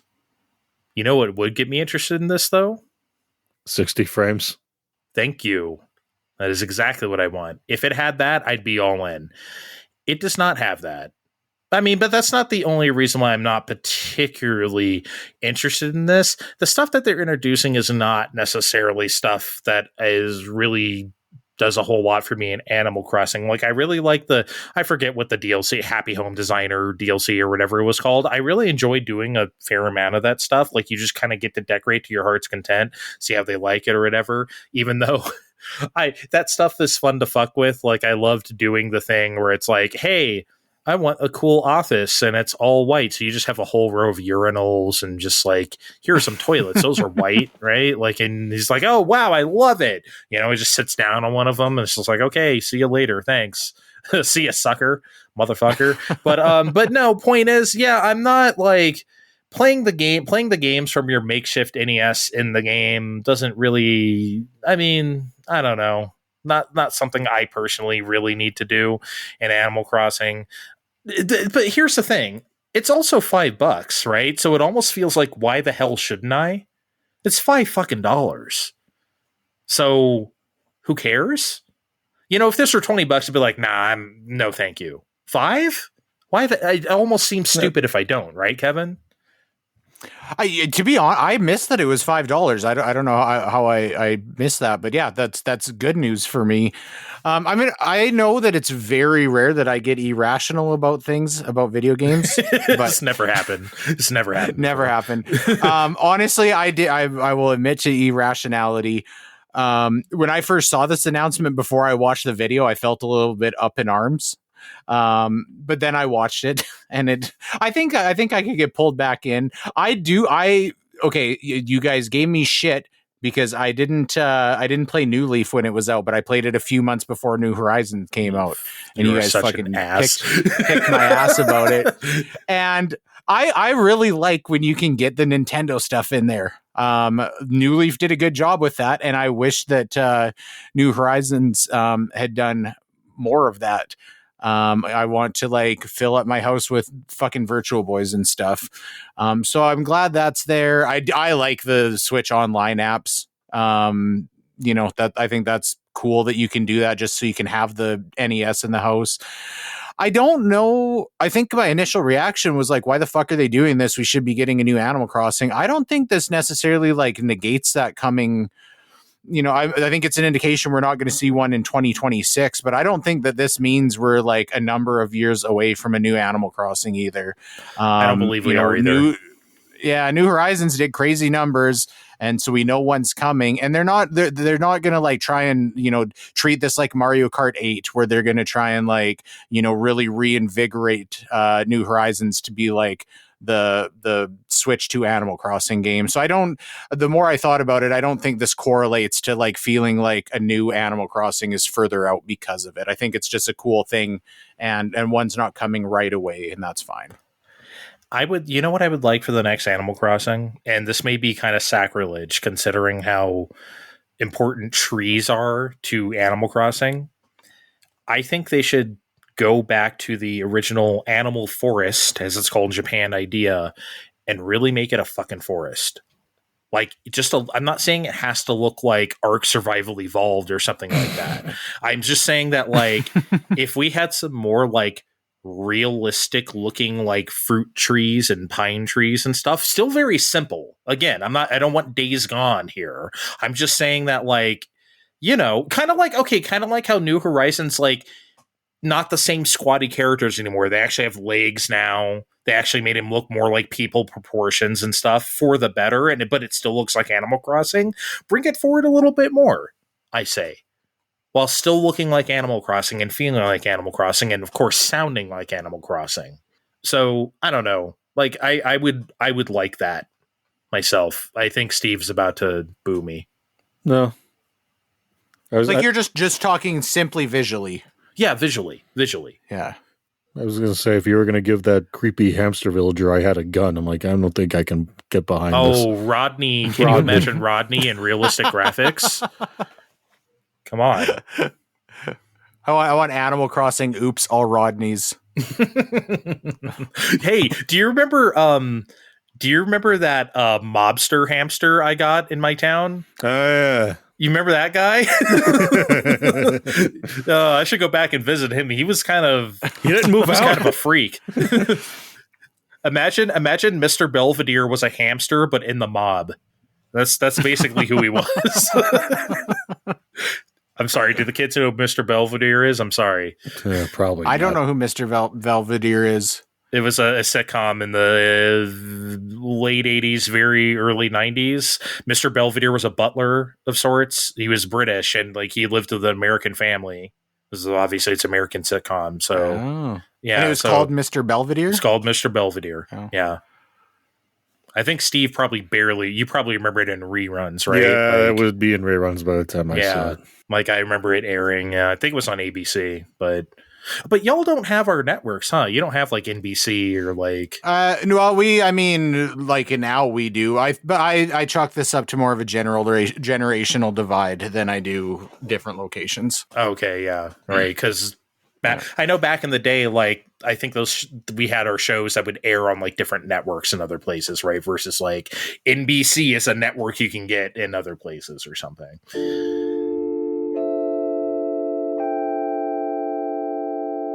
All right, we're going to keep the ball rolling and talk about Nintendo some more because that's the nucleus of the show, talking about Nintendo.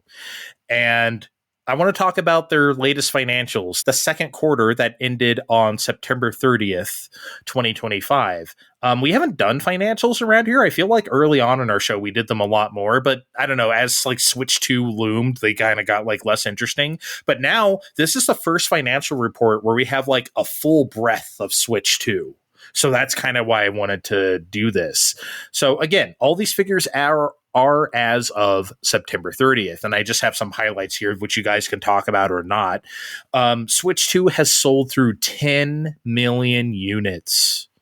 Good job with that boycott, everybody. Excellent boycott. Excellent boycott.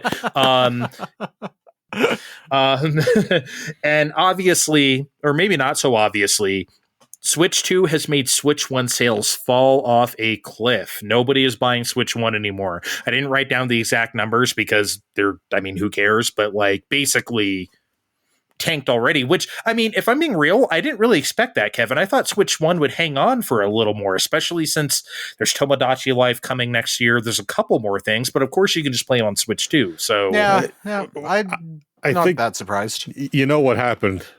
The price increases.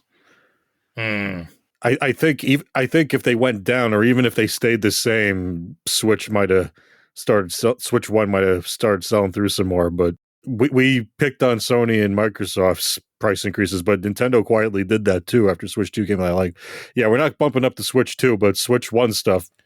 Also, Alarmo. Yeah. I just think too, I mean, Switch 1 was available for so long, and you could get the Switch Lite if you wanted to get it for cheaper. People were getting Switch OLEDs, so that incentivized some people to be like, okay, now there's an upgraded model. I think it was just, there were so many Switch 1 hardware options and availability for so long that like there's just not a lot of people left to buy Switch 1s if they haven't already. I agree. It's just been such a long cycle that, yes, if you wanted, it's kind of like the NES thing. It took forever to get to SNES. So it's like, if you wanted an NES, you had it. I mean, please, right? Donkey Kong Bonanza has sold through 3.5 million units. That's a great number considering how many Switch 2s there are out there. Splatoon Raiders, I noticed, is the only game on the Switch 2 schedule that is listed as TBD. Everything at least has like a 2026 attached to it. Like Yoshi says like spring 2026 or something. Yoshi in the Mysterious Book or something. Splatoon Raider says TBD. I guess we don't even know what kind of game that is yet, but still. I thought they showed us. Well, no, they didn't really show us. We all assumed roguelike. We keep it. We love our roguelikes around here, but yes, we love our. You know what's going to happen? We're going to get that Winter Direct, and then we'll get a date. Probably. It'll be real fresh. Also, Nintendo said that Switch 1 supply will continue so long as demand exists for it, but I don't think demand is going to exist for it, as we just discussed. I feel like we're going to see the end of that very soon. Obviously, it's not a situation where like they stopped producing Wii U the second Switch came out, right? I don't think it's going to be like that, but we might see Switch. Well, that's a good question. How long do you guys expect to see Switches? I expect maybe a year, maybe at this point. Yeah, I think around there. I mean, there's still Switches in stores now, like a year and a half. I mean, yeah, that sounds right. I don't think we're seeing a Switch on the shelf in 2027. That's my prediction. I think they're going to be cleared the fuck out, in my opinion.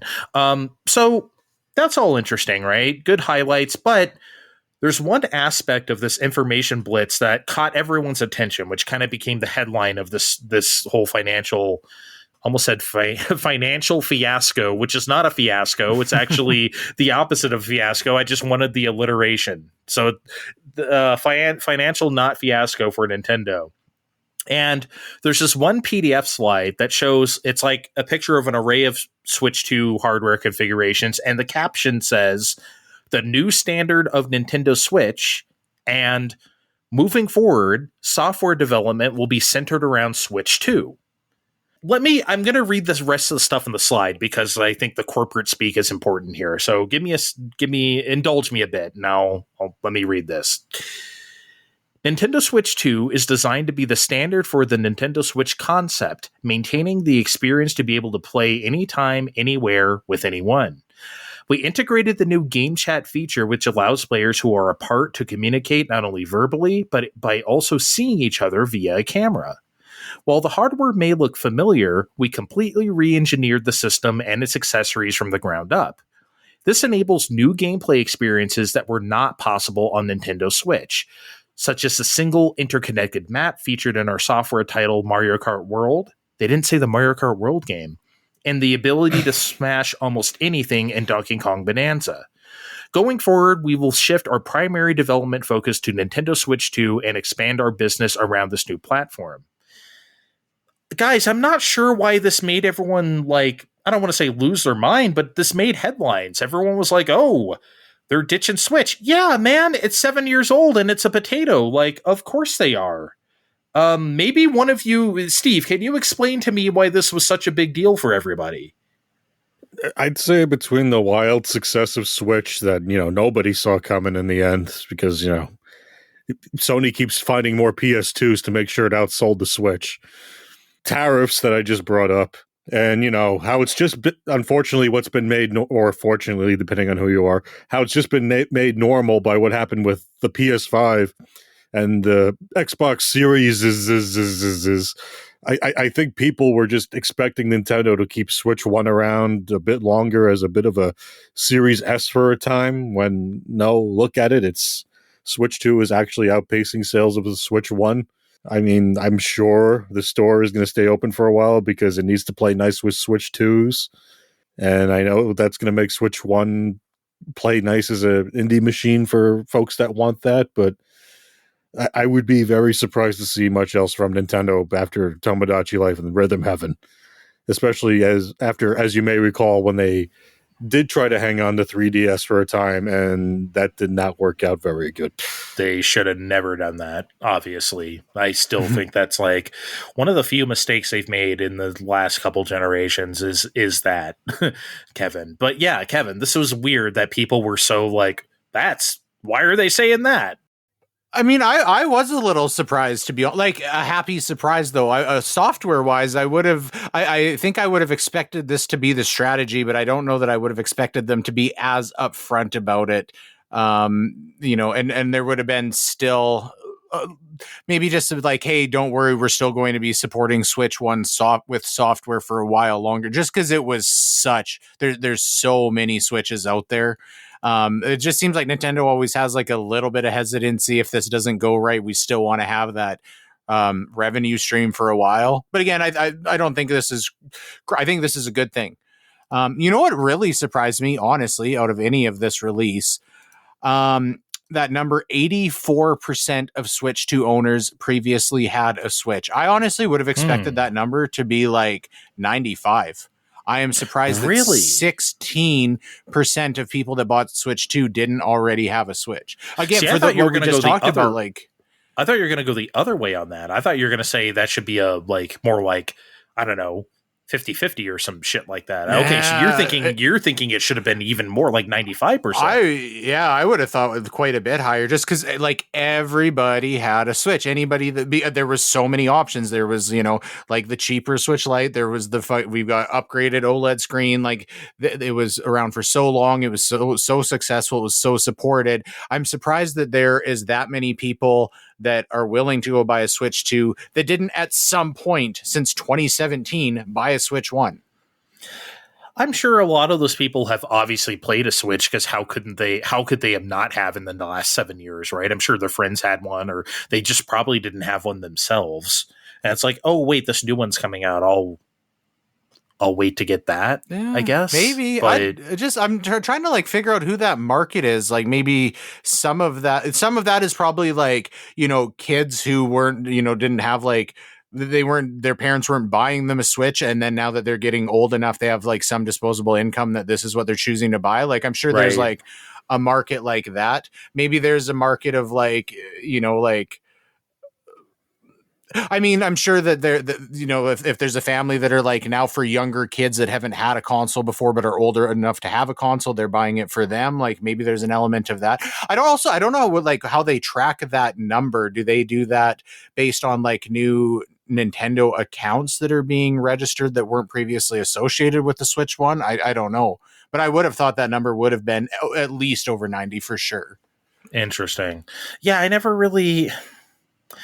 I don't know. That number already seemed like 84% just seems fucking really high to begin with. So again, there's all sorts of situations that could arise where someone might have not had an original Switch, but they're getting a Switch 2 right away. How many people that had an original Switch have died and didn't get an opportunity to buy a Switch 2 after it came out? Because that should offset this number. I bet that's more people than the 16%. I bet millions. I really do. I bet that's more people, Steve. Yeah. Millions of people have died waiting for Metroid Prime 4 to come out. And they never got to play. Yes. Well, I mean, that brings us full circle. Earlier in our group chat, Kevin posed a question. I wonder if they have Metroid Prime 4 in heaven. So I do. They might. They very well might.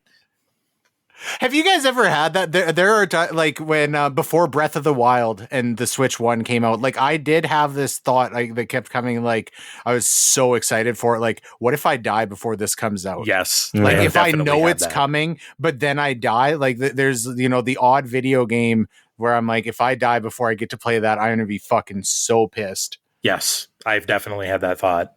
You know when I had that thought? It was Rebirth.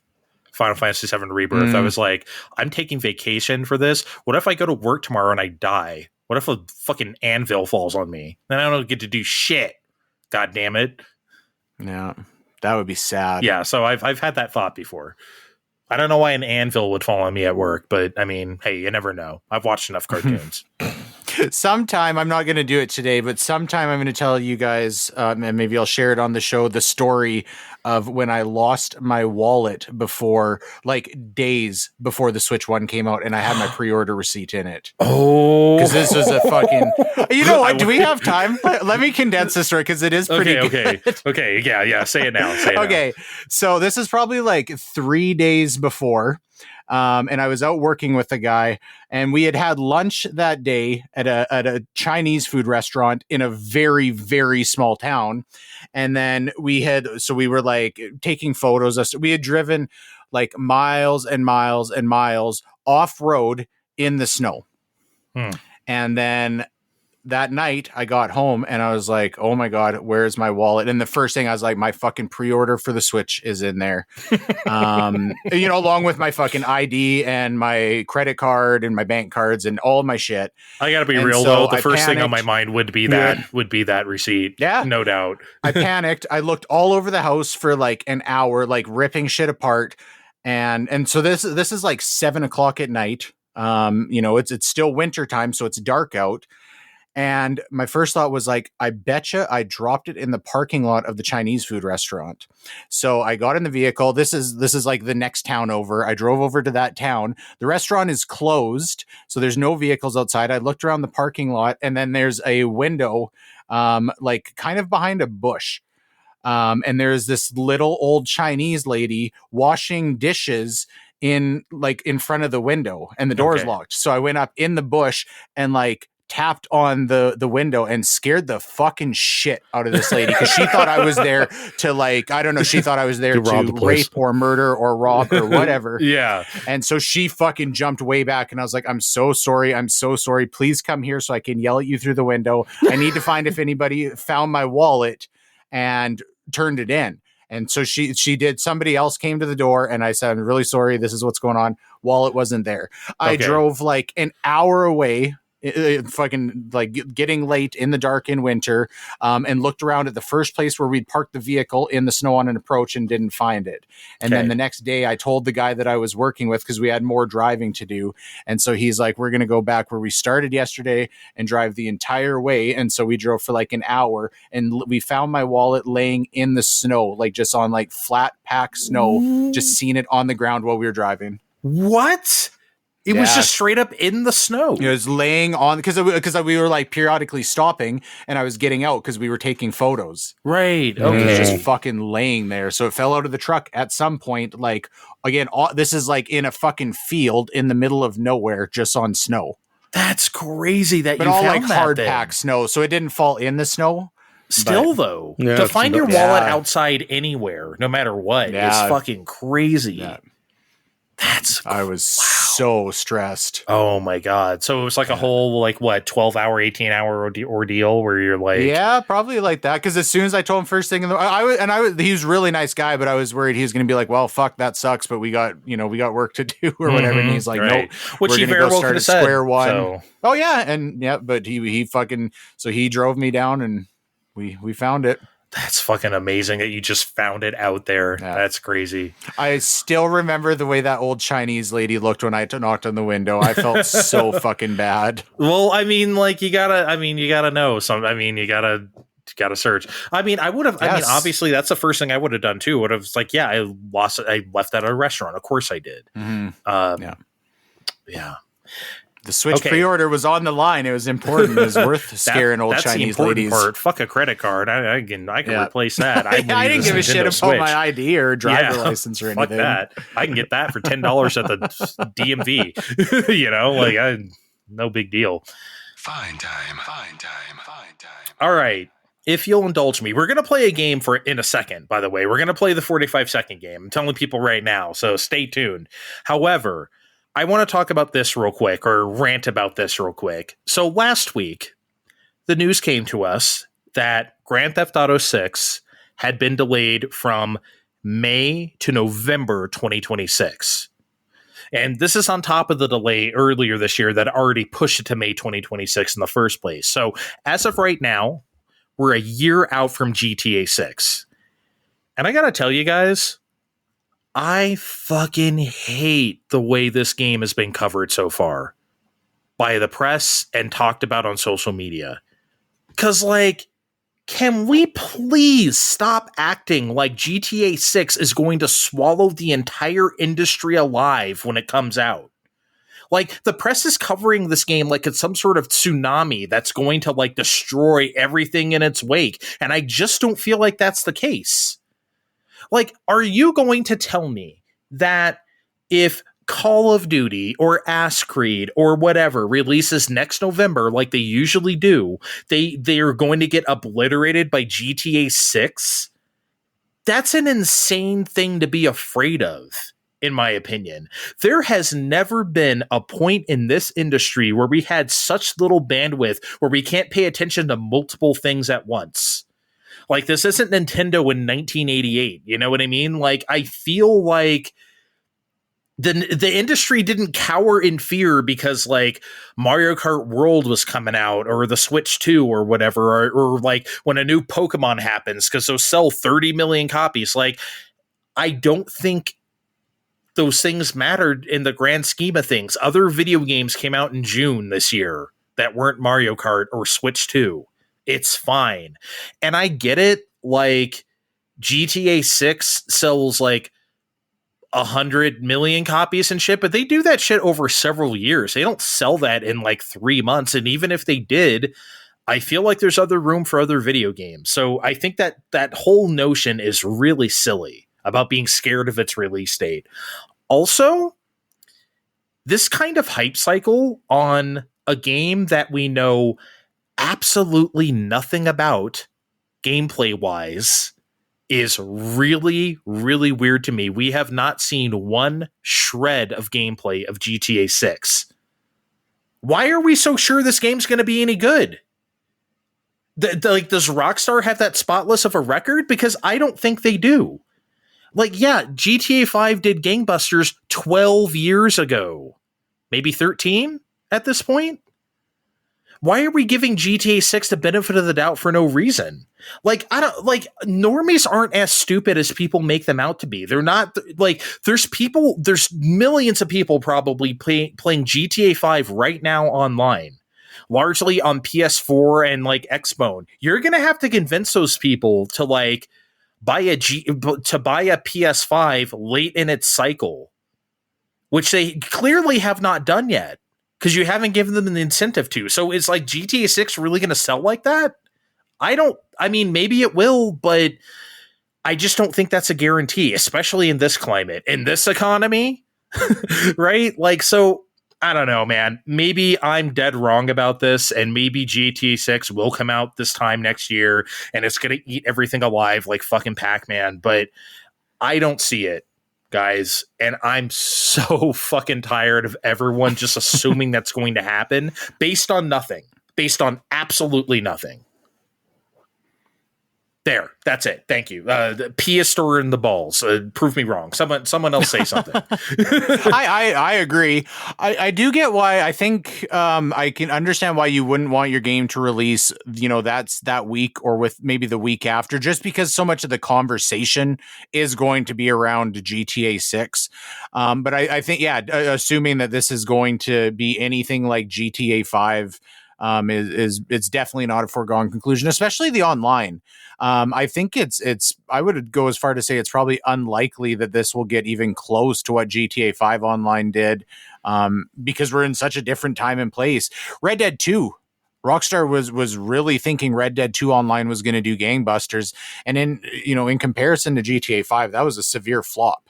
Mm-hmm. So I don't think there's again, I'm sure that this will be the main focus of the games industry for a week or so when it comes out. But I agree with what you're saying, that the is very overhyped with knowing very little. Thank you. Yeah, because Steve, I felt like I've been losing my mind all year, the way that people have just breathlessly talked about this game that we don't know anything about. My favorite, and favorite in big old air quotes here, are the articles are like, guys, the triple, quadruple A industry is in trouble, but our savior is in Grand Theft Auto 6. Hallelujah. Praise the Lord. I'm like, okay. What's it coming out? What's it like? I'm assuming it's like the other ones, kind of, but it's going to single-handedly save the big problems with the industry of everyone getting screwed over and getting fired later on, and all those problems. It's going to solve that all by itself, huh? Rockstar is already firing people. Oh yeah. Mm-hmm. They did that right before they announced the delay. Yeah. So the fuck does that mean? Yeah, I'm so tired of hearing about this game. Look, if the Game Awards comes around and we see actual gameplay next month, cool. Fine. I'm here to see it. I'm not like look, I haven't played a GTA since 2, so obviously I don't really have any horse in this race. I don't care one way or another, but like I'm interested because I'm interested in video games. Yeah, I want to see what it's like, but until we do, shut up. That's all I'm saying. Like, enough already. All right. Thank you. Thank you guys for agreeing with me. Thank you for listening. Goodbye. Well, not goodbye, because we have a game to play before we get out of here. We got to I think we're out of time. The show has run long. No, Kevin, we're going to play your favorite game. It's the last big deal of the year. It's okay if it runs a little long. I think I'm having a medical emergency, and I at least need to step away. No, you are not stepping away. You're going to have to sit through that medical emergency while we play the 45-second game.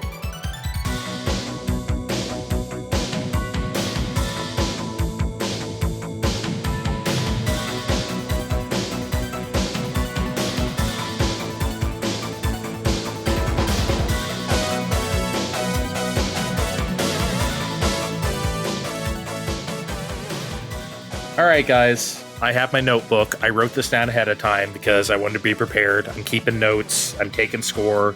I'm kicking ass and taking names. And if anyone hasn't heard us do this before, this is a game where I give the guys a prompt, and then they give me as many things in that prompt as they possibly can in 45 seconds. And I want to tell you guys right now, because usually I'm like, I say the rules, you must say the full name of the game, blah, blah, blah, blah, blah. We're not saying names of games this time. It's different. Okay, so I'm going to skip all that. However, you must say the full name of the character for it to count. Okay, they're characters. How's that for a hint? Okay, so who wants to go first? You know what, Kevin? I want you to go first. Or I want to go first too. Do you want to go first? I was going to give you the choice, but in the soundproof booth. Okay. All right, Steve, go ahead in the soundproof booth. I fitted it out with new crackers and olives and everything, so hopefully you enjoy that.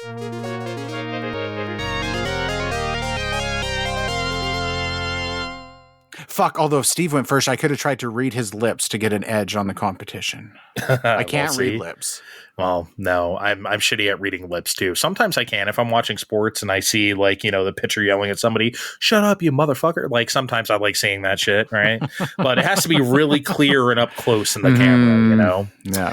All right, Kevin, let's put 45 seconds on the clock.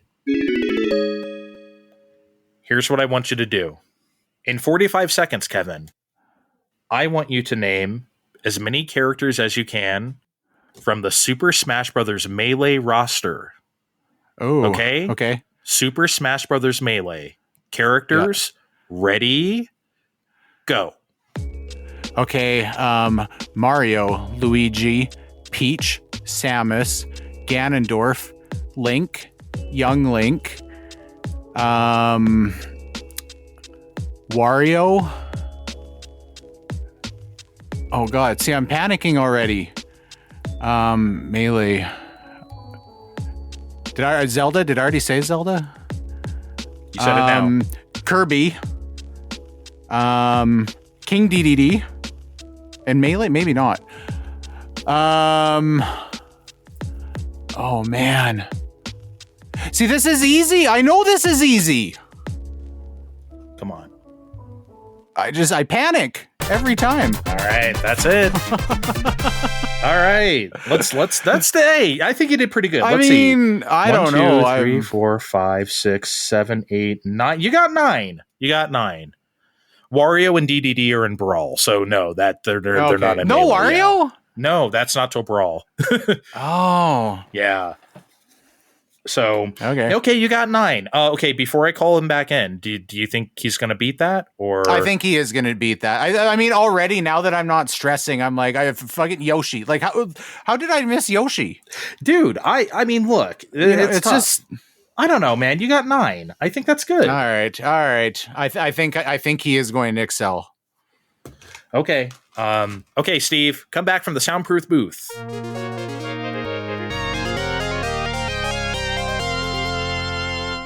How'd you do, Kevin? Do you want to tell him? I got 9.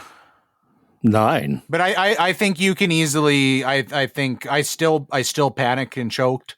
I think you can exceed 9 easily. All right, Steve. Well, that's your goal, 9. Okay.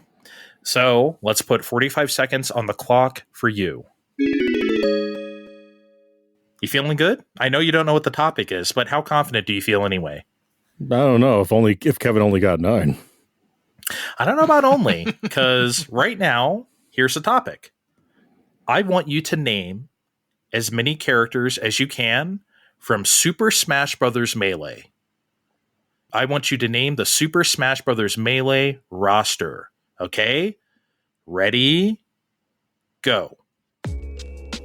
Let's see. Mario, Fox, Luigi, Bowser, Princess Peach, Zelda, Marth, Roy, Mr. Game & Watch, Mewtwo, Jigglypuff, Kirby, Pikachu.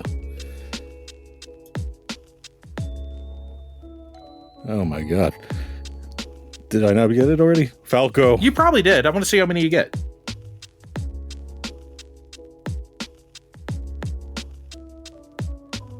Ganondorf. I said that already. Young Link. Dr. Mario.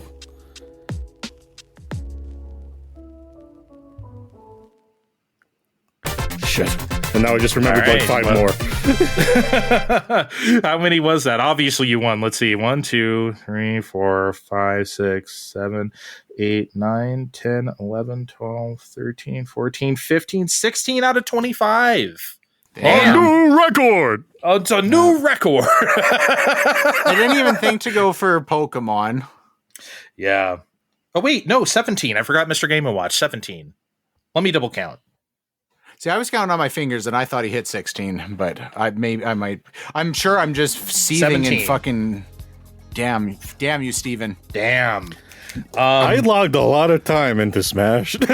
So did I, but I don't think I would have came up with 17 out of 2. So, like, I debated whether, like, having Zelda and Sheik as 2 characters, but she wasn't really till Brawl, so I put Zelda/Sheik on the sheet as, like, 1 character. Right. So I didn't know what you were going to do. Yeah, so... yeah, okay. Sorry, Kevin. I was hoping. Yeah. I don't know, man. I went back to a GameCube topic for you. Okay, I mean, I'm sorry. Well, I know, but see, that's where all my anxiety was born. Okay, well, maybe I'll do like a. I don't know. To get me on side, I think you need to strategically come up with the next 45-second game that is very clearly geared towards me and designed for Steven to lose. See, here's the thing. What can I actually do that would be that? I actually don't know what that would be. I want you to name all of Kevin's cousins in 45 seconds. Shut the fuck up. Bill. There's always a Bill, right? There's no Bill. Sandy. No. Sorry, you're not good at this either. You guys suck at this game. Chris. There's always a Chris, right? No Chris. Damn. Maybe you just don't know Canadian names. I don't know. I don't know. I don't think they're you too know what? different. We have a Steven. Okay. You guys have a Caleb? I feel like that's a Canadian, quintessentially Canadian That is name. kind of a Canadian name. But we don't have one in the family. Okay, There are bullshit, Kevin. Caleb's around. You got shit. There's no Caleb's in the family? Man, are you really Canadian? Caleb's. Okay, guys, this has been a long show. Thanks for joining us. We'll be back with another big deal next year where we're probably talking about all the things that happened at the Game Awards the month before, because nothing happens in January. But thank you for joining us all year. Thanks for joining us these 3 years if you've been with us this whole time. Yeah, all right. Thank you. We'll see you next time. Check the description of this podcast to find our links on social media, and bye. We'll catch you next time. This has been Fine Time.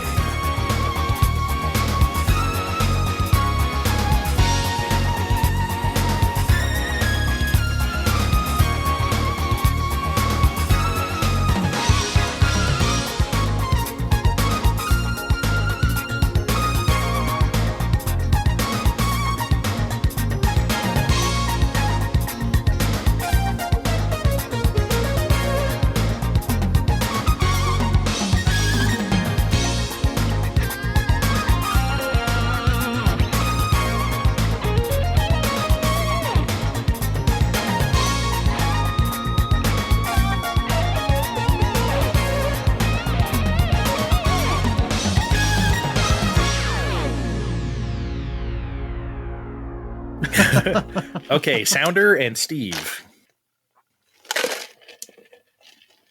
Are we done with the ice there, Kevin? Sorry. I already had it tipped up when he said Sounder and Steve, and I had to put it. I couldn't fucking hold it up vertically your entire segment, Steven. Jesus Christ. I was just gonna mute that out of his track, but you know, I'm I guess having another whatever. drink now. Fuck you guys. Yeah, get some more. It's cold and tasty. I bet. Beautiful. All right. All right.